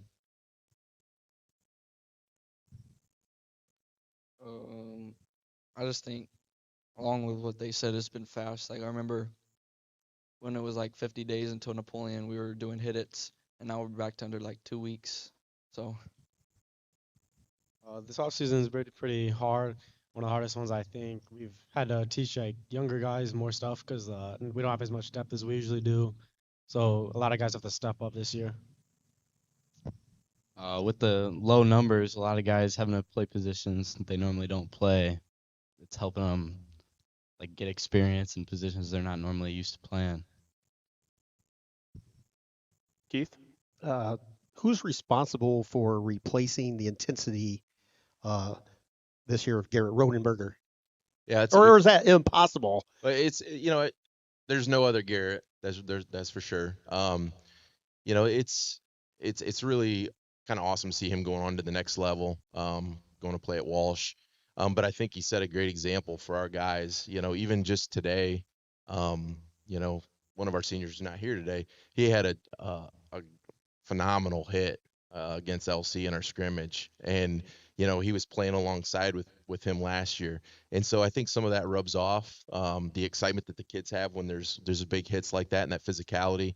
And they were close. Our seniors and our juniors, they were working hand in hand for all those games last year and into our playoffs. And I think that, he showed kind of the way that you got to do things. And I think these guys are doing the same thing for our younger guys. And that's how you kind of continue a tradition. You continue a program and keep building on it. And our guys, like they said, have done a good job of really bringing our young guys into the fold. There's not a division between our young guys and our old guys. And I think our seniors, it was the same way last year. And that's really big in high school football, especially with graduation. It allows you to have such a big drop-off when those kids graduate. Tony? Well, you guys mentioned your commitment. What do you guys do? What is that stuff that you were referring to? It's just like competition. So like we have teams probably of 8, probably like 6 teams of 8, just going hard on drills. Say like we have tire flips, 50 yards there, 50 yards back. First team to win gets 10 points. Second team gets like 7. Third place gets like 3. So it's just pretty fun. It makes you work harder. What do you win? What are you winning? A day off or what? Well, they haven't gotten the prize yet, the winning team, but usually they get special T-shirts, so they only get those. They get to eat first at all the team meals, which is really big with all of them. And then also they don't have to pick up equipment and take the equipment in off after the practices and stuff. So they really kind of buy into it. We do tire flips. We'll do different things on the stadium. We have some fun competitions. We have quarterback challenges. Like back in the old days when they'd have those carts that had targets going by, and you'd have to throw. So we got our linemen that are trying to hit targets and things like that. So we try to make it fun.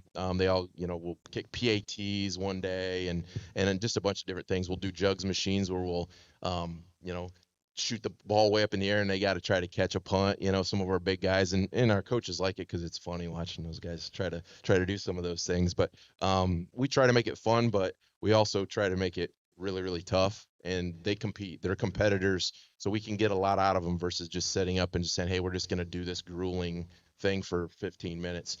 So it's just something we've always done, and the guys have really embraced it. It's something being a junior high coach, anytime you can find something where it's conditioning, but they don't see it as conditioning. Like we had just the other day, we had a tackling dummy set up, and they were racing each other to see who could get to the tackling dummy first. And so I see what you're saying there. But my next question is for you guys is, you guys mentioned low numbers. What do you have this year? It fluctuates. I think we're probably in the low 40s, 9 through 12, which is really small. It's probably the smallest team I've ever had. And we've got 18 seniors. So we're very top heavy. We've tried, and we've been working for years to try to get those numbers up. And I can't pinpoint exactly what it is. We meet with our young guys. We try to make it fun for the young guys. I think if we could get finally a freshman class that's big and have enough numbers in our upper 3 grades to be able to have freshman football would help us a lot, versus the step from junior high football to JV football. I think that those kids, if they saw it, they would see that they can compete at that level. But the thought, I think, in their head of thinking they're going against juniors, they don't understand that most of them are probably just as good or as talented and physically able to as those juniors that are playing JV. So I think that's a big thing. And our other sports in town are really big too. And football is tough. It's hard, and it's really tough to to get some of the younger kids to commit to it when we don't play the game during our practices as much. We're doing a lot of the little things that they might look at as not being real fun. Whereas, in baseball and basketball, you're playing your sport when you're practicing a lot of the time. So, who knows what it is, but we're working to try to improve that. And these guys have done a good job of treating our younger guys that are on the team really, really well and showing them the ropes. So hopefully we can retain those guys year in and year out. I got a question for all of you guys. So last year, you guys made the playoffs. You stood toe-to-toe with state champions in Toledo Central Catholic. What was it like for you guys that played in that game to play against some of that talent? And what did you guys take away coming into this season? The biggest takeaway from that is just because the team's big and a lot bigger than us and have a lot of talent, it doesn't matter. If you go and try, you can stand toe to toe with any team. Just like LC, their state runner up, but we put up a fight every year against them. Playing in that game last year, the receivers that I was guarding, they're obviously way faster, taller, stronger than I am, but technique and hard work helped me play well in that game. It was obviously a big game for us. We went toe-to-toe with them, and there was plenty of mistakes along the way, and it really showed us that discipline is the refining fire by which talent becomes ability. If we keep focusing on the small stuff, it's David versus Goliath. We can defeat teams much bigger than us. Our coaches always tell us ATD, attention to detail. I just think, along with what Henry said, small things matter. We had 2 big kickoffs that really cost the game, I guess. So, it's just if you go back to those 2 plays, that's really what gave them the game.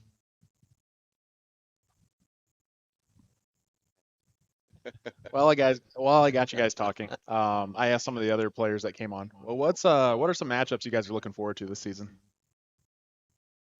Definitely Van Wert. We should have won that game last year. Just small things.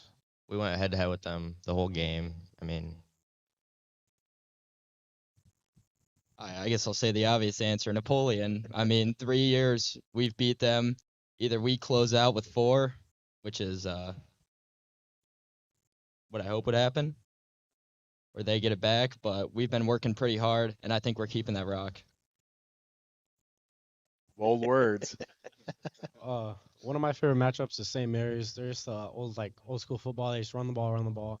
I'm a linebacker, so it's like my You like- favorite thing to try to stop. You like to play some smash mouth football. I Yeah. get it. I'm looking forward to the Lida game. We need to get them back. We shouldn't have lost that game last year. Getting away from it starts in the regular season, but as a senior, it's always nice. We haven't done it yet, but to host a home playoff game, the coaches towards the end of the season, they talk about it, and it's like that's really big for us. It's just one extra game that you get to play on your home field that not many teams get. I think we've got time for about one more question. You guys have any up here? I got one. Coach, for all you guys, a lot of people don't see some of the off the field stuff you guys are involved with. You guys are one of the teams that are well known for some of the community events and things like that you guys do, cleanups and helping out with events and things like that. Can you elaborate a little bit on what you guys do off the field? Yeah, our guys, I think that's what it really, warms my heart as a coach is these guys are willing to help whenever we ask. And it's really awesome because they're really big supporters of our guys on Friday nights. And, the last few years when we've had, really good seasons and made it into the playoffs, they've bent over backwards to really kind of give back to us, whether it's restaurants offering up free meals, donations to help get chartered buses, all those kinds of things. And I think that they kind of see that service, it goes both ways. And I think they have a lot of pride in this town. So, we always help with setting up for Rib Fest downtown. We always help at the Memorial Day ceremony with getting programs and waters and things to the people that are there. We helped with moving the furniture bank, which is a donation furniture thing that's done with the local churches. They had to move locations, so we hauled a lot of old couches and beds and all kinds of stuff, and it was probably one of the hottest days that we had this summer when we did that. And they did it without batting an eye.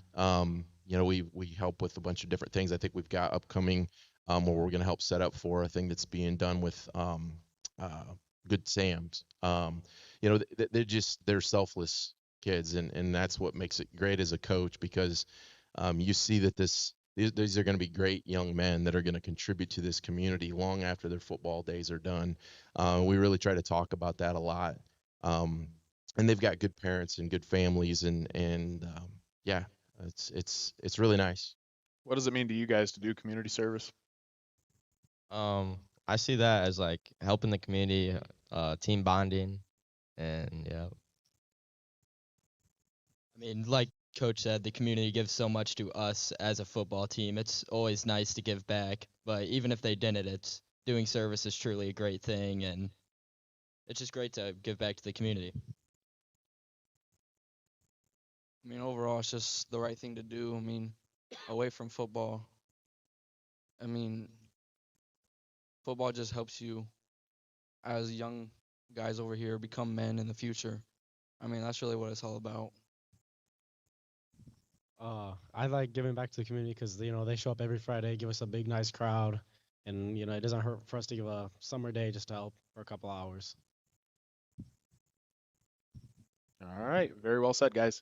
All right. Well, let's give it up for the Defiance Bulldogs. Thanks for coming out, guys, and good luck this season. ESN Sports is your go-to business for purchasing uniforms, equipment, spiritwear, and anything else your athletic program needs, giving you more time to impact lives on the field. With over 1,200 sales professionals who live, work, and serve in your community, you're always just a short drive or phone call away. Be sure to give your local sales rep and Jim Garris a call for any of your athletic supply needs.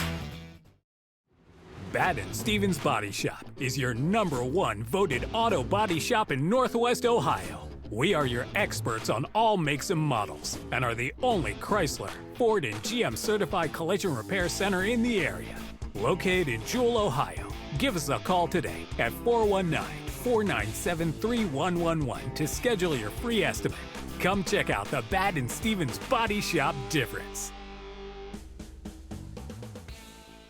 RE/MAX Realty of Defiance has represented Defiance County for nearly 40 years. Located at 1401 South Jefferson Avenue in Defiance, we have 13 agents ready and available to assist you in home buying or selling needs. You can check out all the listings at www.remax419.com or call us at 419-784-3029. Let our years of experience go to work for you. For 26 years, Burkholder Taxidermy has been Northwest Ohio's trusted full-service taxidermist. From game heads to lifelike mounts, we provide exceptional quality and craftsmanship. Preserve your memories with Burkholder Taxidermy, where experience meets excellence. Located at 19331 Buckskin Road, Defiance, Ohio. Give them a call at 419-782-9538. Like I said, up next here we have head coach and Doug Rakes from the Fairview Apaches. So thanks for coming on, Coach. Absolutely. Thanks for having me, guys. All right. Well, let's get things rolling. What's the offseason been like for the Apaches? Well, sitting here listening to the Defiance kids and Coach Cooper, I would tend to agree with those guys. It was really fast. I remember just seems like last week at a parents meeting and talking to them about there being 108 days until Wasion, and now, we're down to 13.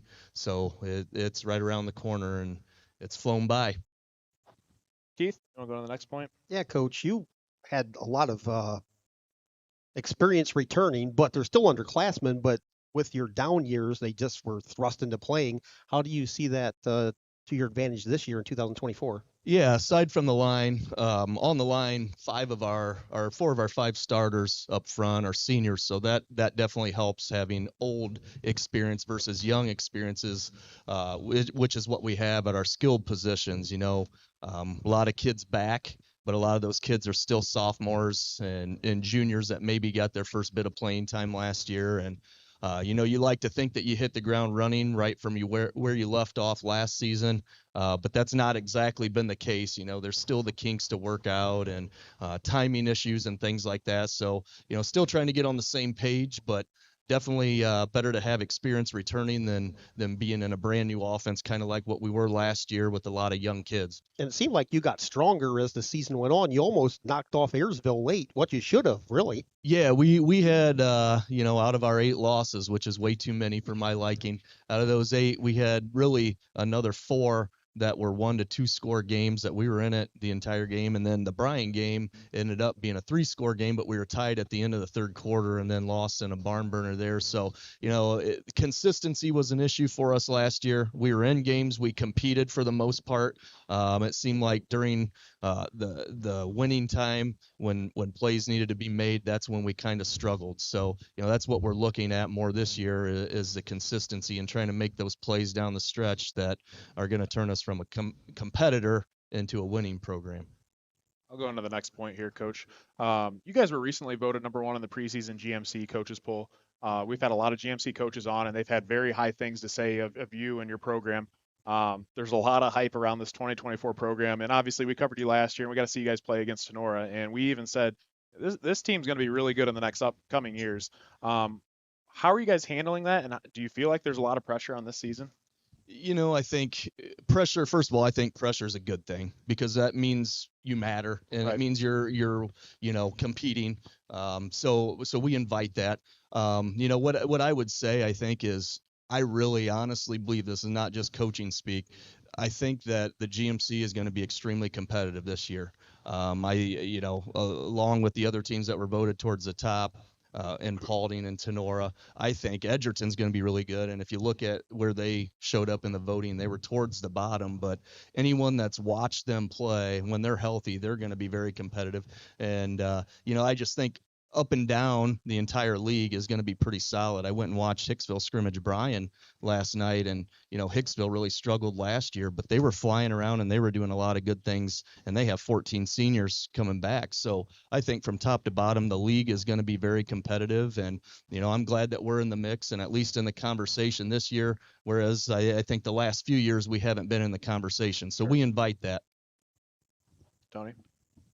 Well, Coach, I know last year you guys were upside down a lot in the turnover battle. That was one big thing. How are you addressing that this year? Trying to make better decisions from the quarterback position. That was one of the big things, and you hate to put it all on one kid. But in our offense, with what we like to do and throwing the ball, that position, the quarterback position, gets a lot of the credit when things are going well and a lot of the blame when things aren't going well. So we've worked with William to cut back on some of those turnovers, and what we're trying to do is just make better decisions. He's worked hard in the offseason trying to get a better understanding of where we want to go with the ball and understanding coverages and things like that. On the flip side of that, we only turned teams over 9 times for the entire season last year, and obviously, that's less than 1 a game, and it's hard to win football games when you're not taking away possessions from other teams. So, I think just another year experience. We started, I think, 3 kids in the secondary last year that were freshmen. So those kids just coming back, being more confident, taking a little more chances instead of trying to be so safe. I think those things are going to help us as far as the turnover battle goes. Now, this is your second year coming back after having a few years off. Last year, I'm sure, was kind of trying to just get back to the roots a little bit. What's something you're focusing on this year as a season as a whole? Again, I'm going to go back to this, but it's consistency. That is the biggest thing. I thought at times last year we played really well. You guys mentioned the Ayersville game, and we battled them toe-to-toe. Wayne Trace was another one. We played well at times, but then we played really poorly at times. So it's just getting and building that consistency. And to be honest, that's been about my entire focus from a head coaching standpoint this season, is just being consistent. Yeah, I think that's very well said. I mean, like I said, we covered you guys throughout the season, but you guys showed some really good glimpses of what you guys had and a lot of the talent coming up in the future. With that being said, I mean, you guys still are fairly young. Do you feel like you have some leaders on the team that have kind of taken the reins and kind of, I don't know, really pulled the team in the direction you'd like to see? I do. I think, that's an ongoing thing, because you look back the senior class, their record over their last 3 years, and that's all they've known in high school football, has not been very good. So sometimes it's hard when you don't understand what it takes to be a good leader and to win. Right. So we've been working with them. We've talked about leadership. We've done some leadership things with them. We just voted and awarded captains this week, and those guys, I think we selected 4 really good ones, and I think they're taking pride in the fact that they were voted captains. And you're starting to see the worm turn just a little bit in a positive way, and that's what we're looking for. That's awesome. Hey, Coach, even though they're experienced, but they're still young, did you guys do any 7-on-7 drills this summer? We did. We had 3 of them. We had just a duel with Montpelier, which those are kind of nice because you can stop the action and coach. It's more like a practice against another team. That was our first one, and it was early for both of us, so a lot of mistakes made during that time, and kids just trying to figure things out. Then we had one at Archbold with some pretty good talent in Archbold and Napoleon and Eden, and that one was a little rough for us. And then we had another one at Defiance with Defiance and Liberty Benton, and then Eden was at that one too. So we've seen some really good teams this summer. We've made strides along the way, which is why you do those. You break up the monotony of camp and things like that, and kids get to go out and compete a little bit. But ultimately, you want to get some things on film. You want to be able to work on some things and, point out some things that we're doing well. And I think, if those are your goals, mission accomplished from that standpoint. We got what we wanted out of those 7-on-7s. So when you guys scrimmaged today or last night? We scrimmaged today. And what's one takeaway on the positive side from today's scrimmage? Well, on the positive side, I thought defensively, I thought we got after it pretty well. Eden is a pretty solid offense. I thought coverage was good, and I thought we flew around. And this is what I like to see, even though I'm a spread guy. I like to see physicality, and we preach it a lot. And I thought we were pretty physical. I think we have time for about one more question. Yeah, you and Coach Olin probably had a battle over there. Yeah, no kidding. Yeah, we did. Yeah. It's funny because he came to Fairview when I was a freshman. Right. Yes. And played for him for 4 years, and then coached for him as an assistant for another 8. And then I became a head coach, and he came back and coached for me for a couple of years. And so now, we're competing against each other. So, yeah, we have quite the relationship. All right. Well, I think that concludes it from all of us. So, Coach, thanks for coming on. We want to wish you and the Apaches good luck this season, and we'll be following you closely. All right. Thanks a lot, guys. Thanks for everything you guys do for football in Northwest Ohio. It's a big deal to these kids and big deal to the community. So thank you for promoting it. Yeah, no problem. Appreciate it. Give Coach Rakes a round of applause. Marco's Pizza is honored to sponsor NWO Sports, serving your pizza of choice in Northwest Ohio. Defiance, Archbold, Wauseon, Delta, Bryan, Napoleon, Paulding, and Montpelier. Order online at marcos.com today. Smart Tools, bringing you elite blood flow restriction BFR cuffs along with IASTM tools, allowing for all your recovery and workout needs. also offering education courses. Check them out today at smarttoolsplus.com. DeLarber Concrete and Hauling is your go-to provider for concrete and hauling needs. Flat work, pole barn floors, driveways, and patios. Hauling services for stone, mulch, and dirt. Call Josh for your free estimate at 419-576-0401. Fairchild Family Chiropractic aims to help families to get better together in the least invasive way possible. Dr. Fairchild focuses on the neck using the Blair technique and Palmer package, adjusting to correct spinal misalignments. Located in Defiance, Ohio. Call Dr. Fairchild today at 419-576-5070 to schedule an appointment. We are here with Ayersville head coach and Andrew Mickey. Glad to have you here. A little hectic. Hey, that's all right. Hey, as long as you're here, that's all that matters. And on time, barely. That's all right. Hey, so thanks for coming on. Appreciate you coming out. Yes, thanks for having me, guys. All right, we'll get things rolling. What's the summer been like for the Pilots? A lot of hard work trying to find guys ready to step into spots. We graduated a lot of guys, so we've got a bunch of kids that are really pushing hard for those spots and trying to earn their keep. And so we're in the weight room, we're out in the field. We had a good off season in the weight room. We had a couple kids put in a lot of weight room days, and and then we hit the field for camp days in July and worked real hard, got our installs done, and had our first scrimmage today over at Hilltop and had some good, honest competition. So we're rocking and rolling. I'll kind of go into the next question here, kind of leading right into things. Last season, we've talked to you. You guys really prided yourself on your offensive line. It was probably one of the better ones in Northwest Ohio. There was definitely a lot of pride in that O-line group. I know you guys told us about all the stories with the offensive line. How's it shaping up this year? We know you lost 4 to graduation. What's that look like for you? We lost 4 to graduation, but we still have a handful back that have gotten reps up there. Levi McConnell's a junior. He played for us quite a bit up front last year. Some center, some tight end. Eli Berner is a tight end. He's basically an offensive lineman that can also catch the ball for us, and he started every game for us last year. Levi's older brother Hayden is going to be playing some other guard for us. Caden Boer will be his 3rd year start, and then there's some other guys who haven't started that are, Brady Thomas, Andrew Engelhardt, Ben Muehlman, guys that are just really pushing for spots and trying to continue on like what you're talking about with what we really pride ourselves on over at Ayersville is, being a tough, physical, smash mouth football team, and there's guys really chomping at the bit to get those spots and earn some pancakes. Keith? Yeah, Coach Mickey, you got your offensive running back, your leader, and Torrin Knieven coming back. Little injury last year, but back healthy. Unfortunately. Well, what do you expect for him this year? I expect Torrin to be Torrin, and that's all I'll ask him to be. He just needs to be him, and he'll do just fine. He's a really, really hard worker. He's put on some weight in the off season, and it wasn't all good weight, but it's getting there now. He had that injury like he talked about. But Torrin's looking really, really fit now. He had a good track season, so he's looking fast, looking strong. I mean, he's a good, strong ball carrier. We love having him on our team.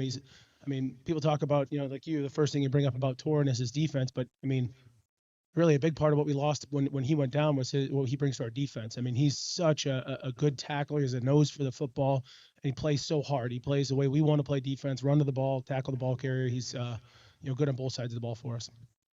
Tony? I got a couple questions for you. Number one, do you think this all the competition for these younger kids that's got to be very beneficial? These guys fighting for spots, right? Oh, absolutely. Iron sharpens iron. It's you want the hottest fires to build the hardest steel. All the cliches that the coaches can throw out there. All those they're 100% accurate. You want to have competition for spots. We've got guys. It wasn't just the O-line. We graduated all 4 of our defensive backs, so we've got a hot competition there for guys to see the field in the defensive backfield on the offensive line. No spot is really sewed up. It's you want to compete for it. You want to earn it, and that's it's unique and more in today's world that you have to really earn what you get on a football field. So it sets it apart from other things where people feel entitled to things. It's not like that in football. You only really get what you earn, and it's great that way. I love it. Yeah, and the other question I have for you is, last year you were, quite literally maybe an arm's length away from taking home that bell. But Dom made a good move and got away from you guys, and probably one of the most exciting games we called all year. I had to bring up the bell. But we've asked a lot of the GMC coaches here, so I'll put you on the spot with the Tinora guys standing out here. Where do you guys see yourself matching up with the GMC? Because it kind of looks like everybody's talking about it being kind of all over the board this year. It's anyone's race. It's going to be a very interesting year in the league. There was some some really good young talent in the league last year at Paulding and Fairview. I mean, they are the teams that I think are bringing back the most as far as young talent that played. And then you had 3 teams that split the league title last year with us, Tinora, and Antwerp. That we've got established what we're doing. Nobody's changing schemes. We got a good foundation built. So, and then you got the other teams that are really fighting for their spot in the pecking order. So, I mean, I think it's gonna be a really interesting year in the league, and we're gonna throw our hat in the ring and see where we end up. Yeah, October 4th, Coach, you haven't been around the whole time, obviously, just the last couple of years, but you have the 50th anniversary celebration coming up. Tell us a little bit about that. Oh, we're very excited. It's, I mean, there's a lot of tradition at Ayersville. I'm very, very proud to be a part of it. I mean, I almost felt guilty about it when, our booster meetings, and they're looking at me, and Craig McCord's at our booster meetings, and they look at me and they're asking, well, what do we want to do for this, Coach Mickey? I go, I don't know. I mean, this is the guy who started the program. Ask him. I shouldn't have much say in it. I've been here for 2 years. His name's on the field. Why don't you look at him? I just nod and smile like I did when we coached together over at Fairview. I'll be all right with whatever he says. We're very proud of that tradition. We get to celebrate it with the Aces coming over to visit us, and that's the anniversary of our first win versus them. So our first program win, and it happened to be against them. So that's a special thing. We got the alumni coming back that they're going to form the tunnel for us. So we're pretty excited to have those guys willing to come back. I think they're going to do something cool, how they separate them by decade that they played. So that's exciting. Coach Mack is going to be over for that game with us, and a lot of good festivities. Good to see all those guys, and like I said, super proud to be a part of that tradition. Awesome. Kind of speaking on traditions there a little bit, we hinted at the O-line stuff you guys did. You want to kind of elaborate on some of the off-the-field traditions that kind of keep you guys as a unit? Oh yeah, the pancake award. Is this what you're asking about here? Any of them, yeah. Oh yeah, it's a big thing. They make a big deal out of it. There's the pancake award, and then there's the Coach Fritz's chocolate milk. I mean, how many yards is it, guys, for chocolate milk? If we rush for 300 yards in a game, the boys up front all get a gallon of chocolate milk for Saturday morning film. And they know the yardage, and when they're getting close, and they'll start bothering Coach, are we close? Are we close? And we were able to get it a few times last year. We were able to get 300 yards rushing in a game. So they come in and they got gallons of chocolate milk drop down. You have that with the pancakes. I don't think that the guys up front ever get as much recognition as they should.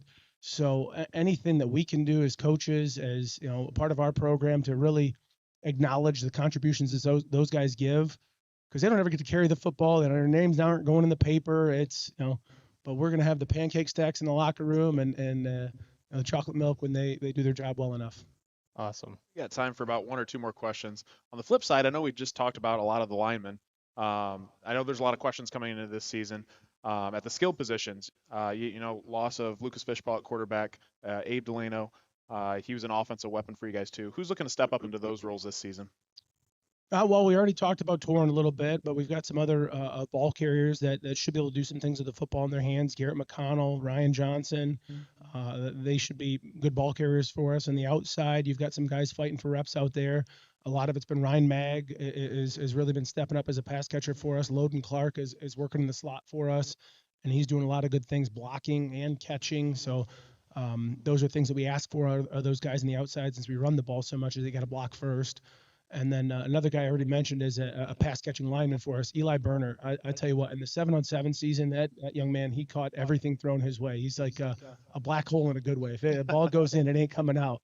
They love the kid. He's not always making the prettiest catches. Sometimes they're a body catch, and I give him a hard time about those. He's like, but it never hits the ground, Coach. So yeah, he should be a good offensive weapon for us as well. So it'll be kind of spreading the wealth, as it were, for those skilled guys. But then spreading the wealth should be right now. It's looking like Owen Lloyd is the leader in the clubhouse for that quarterback competition. So he's taking over for Fishbaugh, and we'll see how he does. How do you replace Delano, Coach, or do you?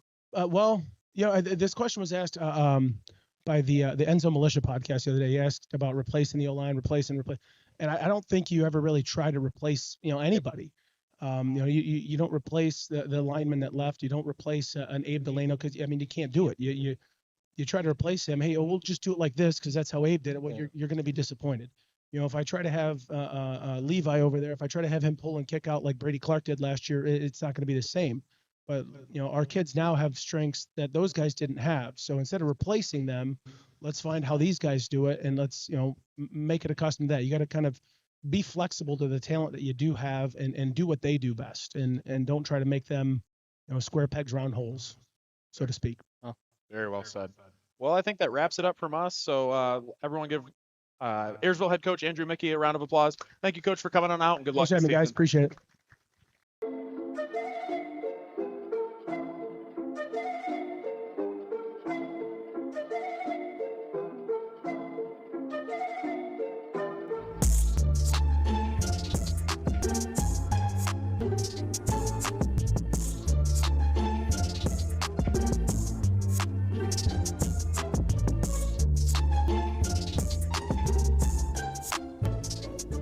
Up next, we have the Paulding Panthers and head coach Jim Menzie and his players. So, Coach, we'll let you introduce yourself and who you have with today, and we'll get things rolling. Head coach Jim Menzie. I got Jack Woods, linebacker, Blake Roanhouse, wide receiver, DB, Colton Bayshore, D tackle, Luke Beckman, left tackle, DN. All right, good deal. Well, let's get things rolling here. So, what's the offseason been like for the Paulding Panthers? Growing. Definitely a lot of work, a lot of hard tears coming out of these boys, I guess. They're starting to get used to the conditioning. So I think we're growing. Keith, you want to go on the next point? My question actually is for Jack. You were voted second team all linebacker. What motivation is that for you this year going into the season? Because honestly, we assumed that you were an all GMC first team linebacker. I mean, obviously I want to grow on that, but I want to see growth as a team. So I want D linemen. D linemen definitely gotta support, and I love that from them. So without them, it's nothing. So I mean, I just want to grow. Goes team. Going on to the next question here. Talking about the offense. Going into the season, you guys had a big loss at running back with Kobe Ford gone to graduation. Who's looking to fill in his shoes this season? Yeah, we got a good little team coming through. Right now, probably the front runners looking like A.B. Cooper. He's probably the top. But then we got our senior, Sammy Reinhardt, that just came on. I think he just started playing football a couple years ago, actually. I mean, hit the weight room pretty hard. So, and then Gavin Williams is probably going to round out that three-headed horseman out there. Tony, you want to go to the next point? Yeah, you guys, we've heard from a lot of coaches the off-season workouts. So you guys been busy in the gym and in the weight room? Oh, these boys can answer that question for you truthfully, but yeah, for sure. I mean, yeah, it's been pretty rough. Conditioning's horrible. Yeah, I have to agree with Blake. Conditioning's terrible. Yeah, we've definitely been working. Yeah. Yeah, I mean, obviously, I always tell people football's not a one-play game, right? You gotta keep going, and if you get tired, you gotta suck it up and keep moving, right? Right. And with last year, and again, I'm gonna ask you the same question I asked earlier. With the GMC kind of being scattered, I really don't see somebody that's jumped really, and for me, that jumps right out front yet. That who's going to step up, be the number one? Where do you guys see yourself in that rank? Well, I don't never like being number one. I'm the underdog and chasing the top. That's where you want to be at because the expectations got to be a little bit greater. So, I mean, I think Tinora and then Fairview coming around, Ayersville. I mean, there's a lot of talented teams. I guess we got to take it week to week, and we always, you never overlook somebody. I got another question here for you guys. This is for everyone too. Last season, you guys beat county rival Wayne Trace in a huge Week 10 matchup that put your guys' team into the playoffs. Talk about that rivalry and what winning that game means to you guys. Winning that game's really big, especially as a little kid growing up and seeing Paulding never wins. But to be part of that change is very, very big for all of us. So it's definitely something very special. Yeah, it was nice because we haven't won in too many years, and just being that team that finally gets that win back and then that taking us to the playoffs, it was nice. Yeah, it was a great feeling, bringing the trophy back home because it's been so long and felt good. Yeah, it was definitely important to us, and it felt really great to be able to turn that tide for our program. And the crazy part, I didn't even know there was a trophy until the game was over. Let's just get ready to ask. What's the trophy? What's called the Black Swan Trophy. Yeah, the Black Swan. Okay. Yeah. Yeah, this is for all you guys. You guys qualify for the playoffs outside the COVID year for the first time, I think, in forever. What did that mean for you guys as a coach, as a team, and as a community? You know, I seen it. You know, they start pushing and advertising social media. I try to ignore it as much as possible, and then I think the kids finally caught on about week 8, going, you know, hey, there's a possibility.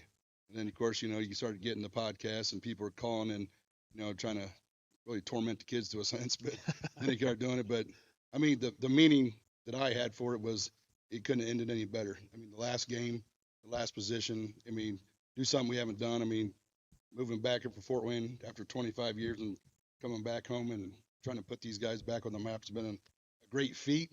But these boys have worked hard enough they take all the account for that. So.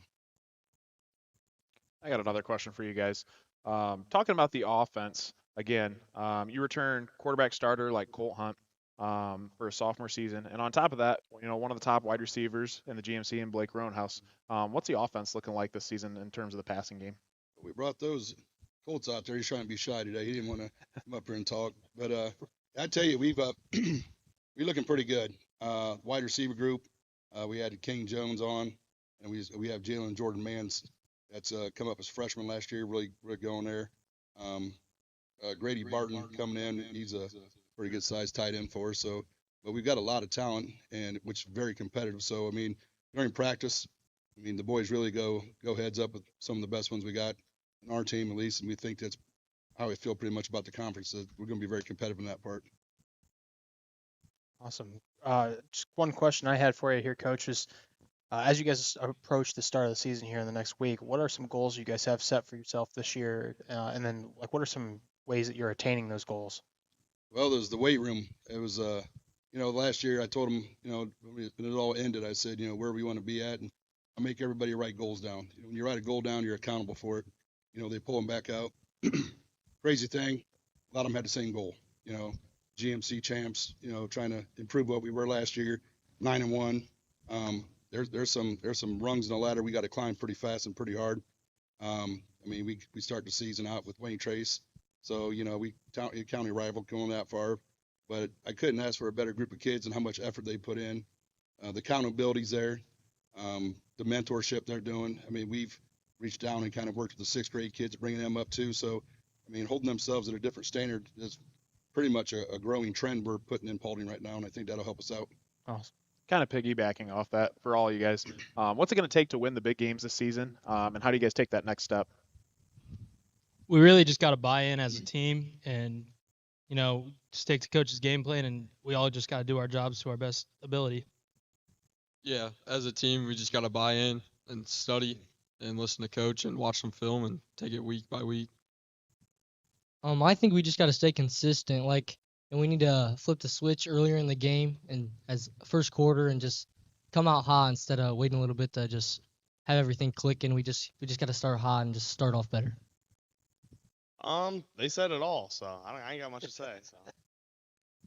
That's highly unusual for Jack, though. Let him tell you.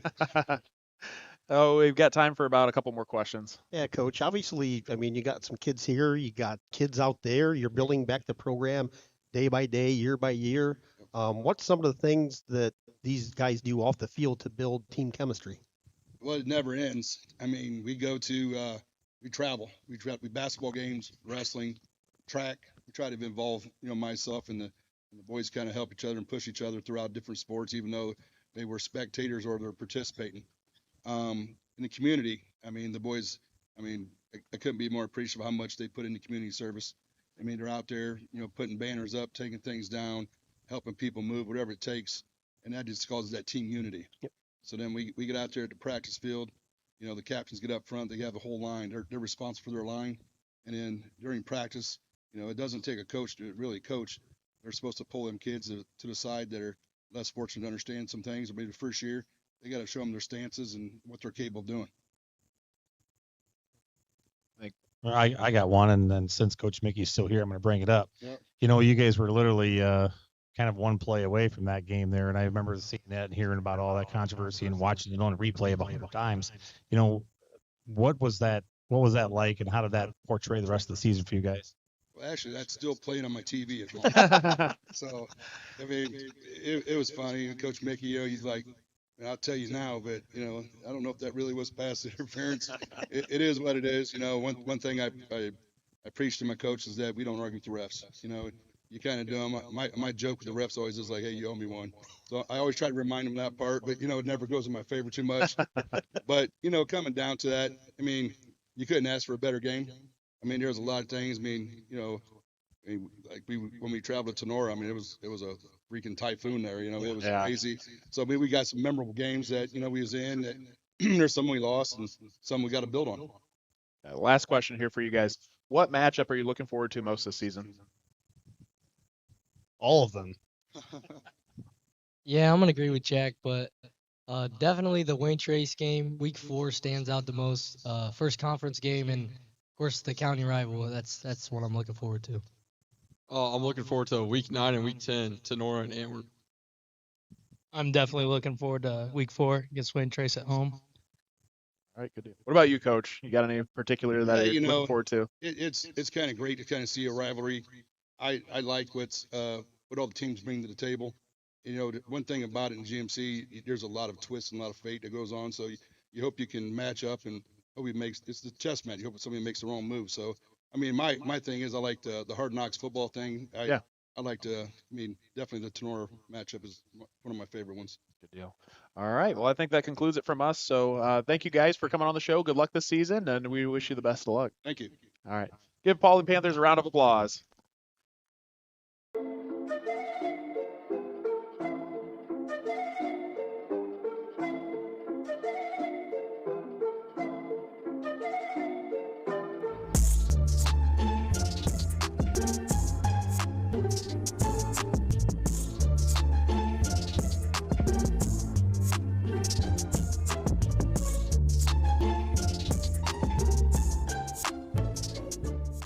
Up next, we have the Tinora Rams and head coach Eric Becker and players. So, Coach, why don't you introduce yourself and introduce who you have with today?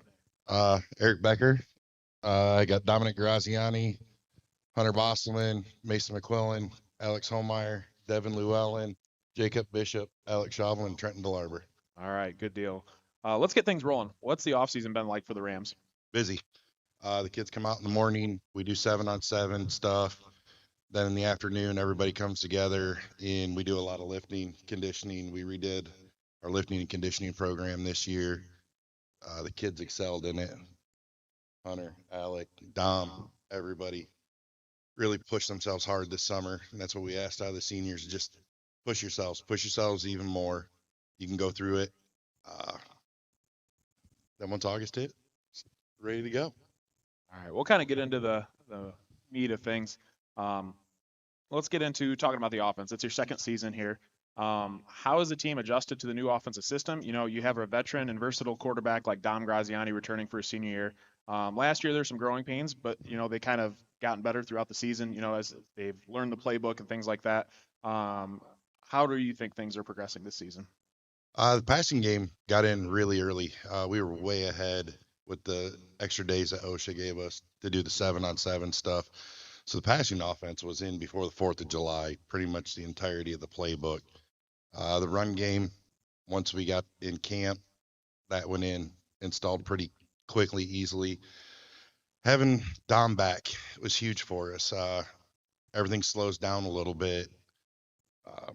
Most of our seniors, returning players, returning starters.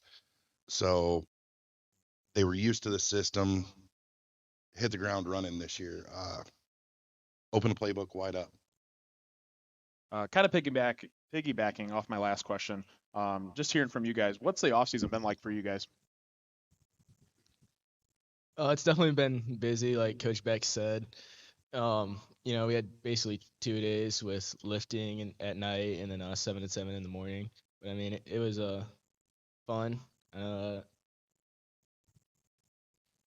It really feels like our intensity has been kicked up, especially from this year to last year. We're doing a lot more work we're doing more individual time. Feels like I'm spending over 3/4 of our practice with our offensive line coach trying to figure all of our little bumps in the road out, smooth them out.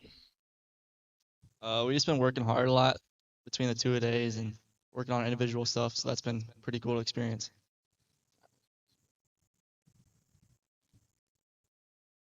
It was an early start, but I feel like that'll help the team a lot on offense and probably defense too. Compared to where we were last year, I feel like we're a lot more ahead and should be ready to roll. Yeah, I mean, we just had a good off season. We just gotta come out strong this year. That's about it. Keith, you want to go on the next point? Yeah, I guess this is for Coach Becker. Keep it brief if possible. Just briefly looking back at last year, how long or have you gotten over the loss to Winford? How long did it take you to get over that, or has it? See the boys down here. Keith shaking their head. It's not over. Dagger in right away, Keith. I don't. If you want to call it a loss per se. It took a hot minute. I'm not gonna lie. A lot of us were frustrated with how the game went, but at the end of the day, when the clock hit 0, there's a winner and a loser. We went back to business. Is that something you look forward to this year, like to use as a little motivation? You know, a lot of the starters in that game graduated. Grady, Joey, Braden, Carter, Caden. You know, this is a new team this year. So, you know, unfortunately, we lost that game last year. But, you know, we flipped the page to this year. New team, new season, and hit the ground running. You mentioned graduation, like just the players that you mentioned right there. Owen Ackerman coming out and playing receiver for you. Who's going to step in and take that role? I mean, do you have 6'4" receivers out there? Or? No, not really. But we recruited a pretty good one right here in Mason. He hasn't played since he was younger, so he come out. Was excited for him to come out, and just like Owen last year, it's taken him a little bit. Need to get comfortable. Each day that goes by, he gets a little bit more comfortable, a little bit more involved. So hopefully in 2 weeks when we take off with Liberty, we got our deep guy, and he's fast. He can catch the ball, so he's coming along, learning the offense. We got another one in Brennan Jenny. He's fast. He's a 2-time track qualifier, is a freshman and a sophomore, and we convinced him to come out and play this year, and he's been focusing on the other side of the ball a little bit more defensively. He's coming along a little bit quicker there. So it's getting the athletes to come out to help this out. Yeah, and that's why I was kind of hinting at. I've seen some new faces, and then you match those guys, their speed up with, like Jake Bishop, and, he's speedy too. So you're going to have a lot of speed out there at the wideouts. It's hard to imagine, but I think we're going to be faster outside this year than we were last year. Caden wasn't the fastest guy on the team, but he was a sure hands guy. And towards the end of the year, Braden turned into being the real sure-handed guy. And, we get Jake, another year in the system. He seems like he's been playing for us forever, kicking. But this is really going to be the year that Jake gets to showcase that he's much more than a special teams guy. He's one of the fastest kids on the team. He catches pretty much anything that's thrown at him every day. So we're really excited about him. Trenton has moved around. He's a Swiss Army knife of the team. He literally can play any position on offense, any of the defensive backfield linebacker positions on defense. So we're really excited with what we have this year. And I got a really quick question to build off that, Dom. I mean, for you to have all those weapons, I mean, you feeling pretty comfortable back there without all that speed and everything to hit? Oh yeah, I mean it's nice having fast receivers. I mean it's easier to get open and stuff like that. Jake's a good route runner this year, way better than last year. He's been able to catch the ball too, which is a big thing. So. And Dom, you got a pretty good line returning here right in front of you to protect you too. They got the boys right here. Experience coming back. Oh yeah, I think half of our offensive line is 3-year starters, so I think that should work out well for us this year. Coach, I got the next question for you guys. Preseason GMC football poll was released. Number 1 is picked Fairview, Tinora, Paulding, Ayersville, top 4. We had talked. The field looks tight this year. Obviously, Fairview has picked the favorite. What's the outlook on the GMC look like? We talked about it at length. Edgerton, Fairview, Paulding, all got returning quarterbacks. We have a returning quarterback. In the league, it's kind of history. The teams with the returning quarterbacks, returning skills, tend to filter to the top. It's just what it is. You're more versatile. You got trust in those guys. You go out on Friday nights and you play the games for a reason. Paper's paper. Friday night's Friday night. You go out, roll the balls out there, and see who comes out on top. Now I got to ask you guys. We had asked some of the other players earlier. What matchups are you guys looking forward to this season? Well, first off, I'm excited for week 1 against Liberty Center.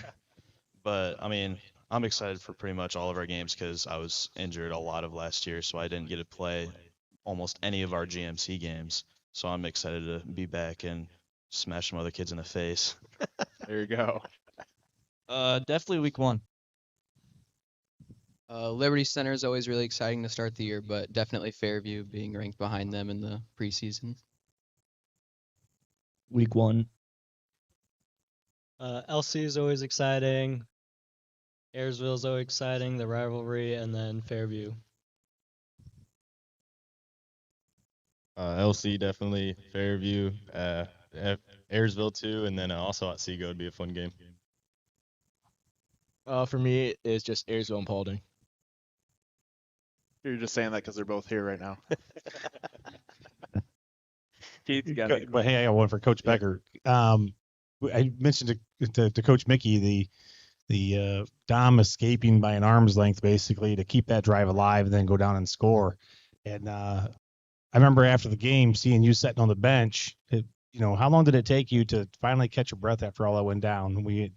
And Keith was screaming on the broadcast. I don't think we settled down to about 1 or 2 o'clock in the morning. We rode back through town with the bell, went out to the school, and we sat out there and got the film downloaded and finally able to take a breath. That one, not because he's standing out there, but that one was special. He'll probably attest to it as well as the rest of our coaches and the kids. That hands down was probably by far one of the best games ever played, coached in. You had the highs, you had the lows. Each team felt like they were going to win. And at the end, we just made one more play than they did. And that's what you want out of the rivalry game. Now, everybody wants to blow each other out, but as a defensive-minded coach, those are the games you want to be in. You those 8-7s, if somebody scores late, you got to stop somebody. And, the ball just happened to fall our way that night. And, first year in it as a coach, to pull that off for these guys, that was special. Yeah, we said it before too. Obviously, we're Tinora guys, but we said outside looking in, that was probably one of the best high school football games we had ever seen, ever. I mean, both sides, it was a hard-fought battle, and just a great game to watch overall. So definitely agree with you there. Got time for just a couple more questions here. Just talking a little bit more football. You had mentioned before about staying on track and not starting behind the chains. Obviously, some of that comes from penalties. But have you also changed things schematically on offense, how you'd like to start to avoid starting behind the sticks?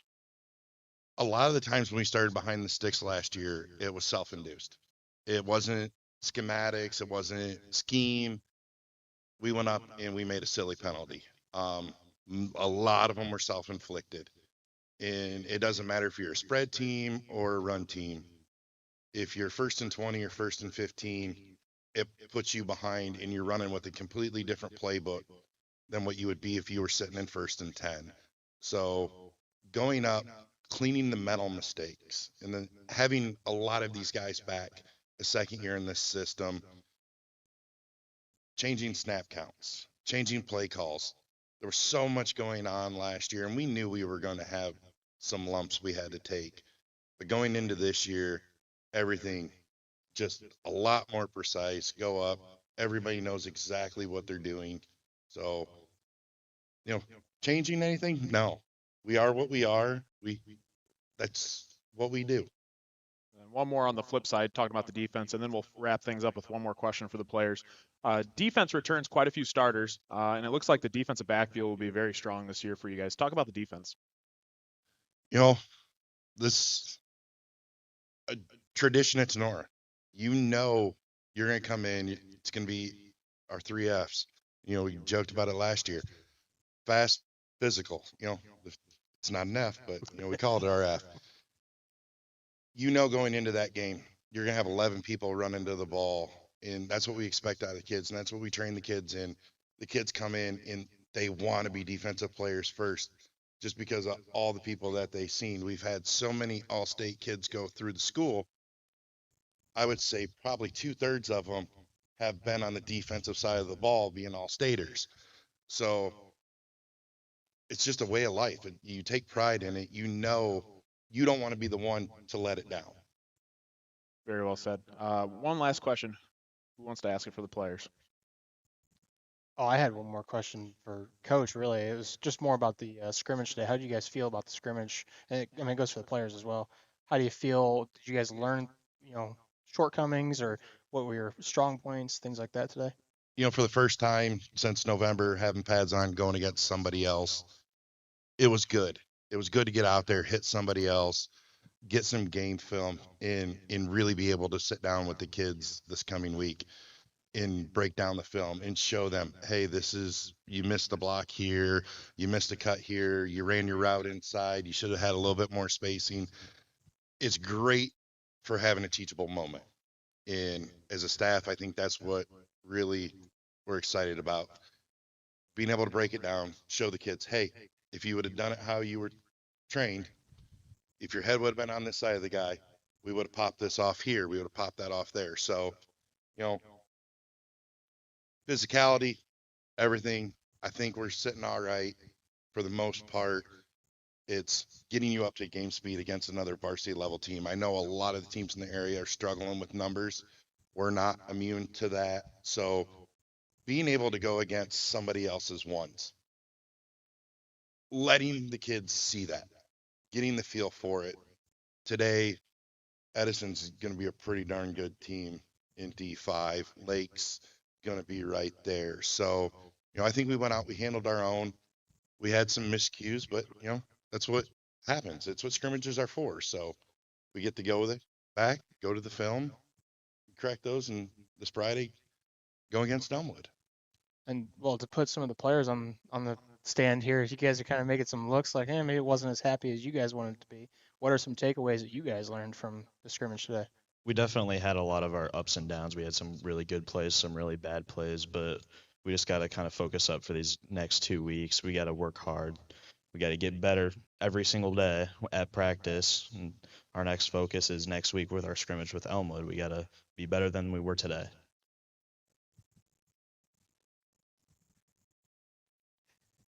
Oh, come on, guys. You guys can talk.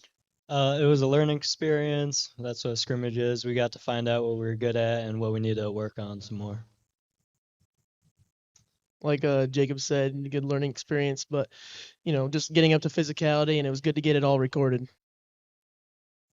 We got to learn how to rap and hit somebody. Hey, last one here for you guys. Name one football tradition you're excited about this season. Last question. You guys all got to answer. What's one thing you're looking forward to? One tradition. Team meal. Team meal. Thursday walkthroughs and team meal. Team meal. Team meals are always fun. The after party.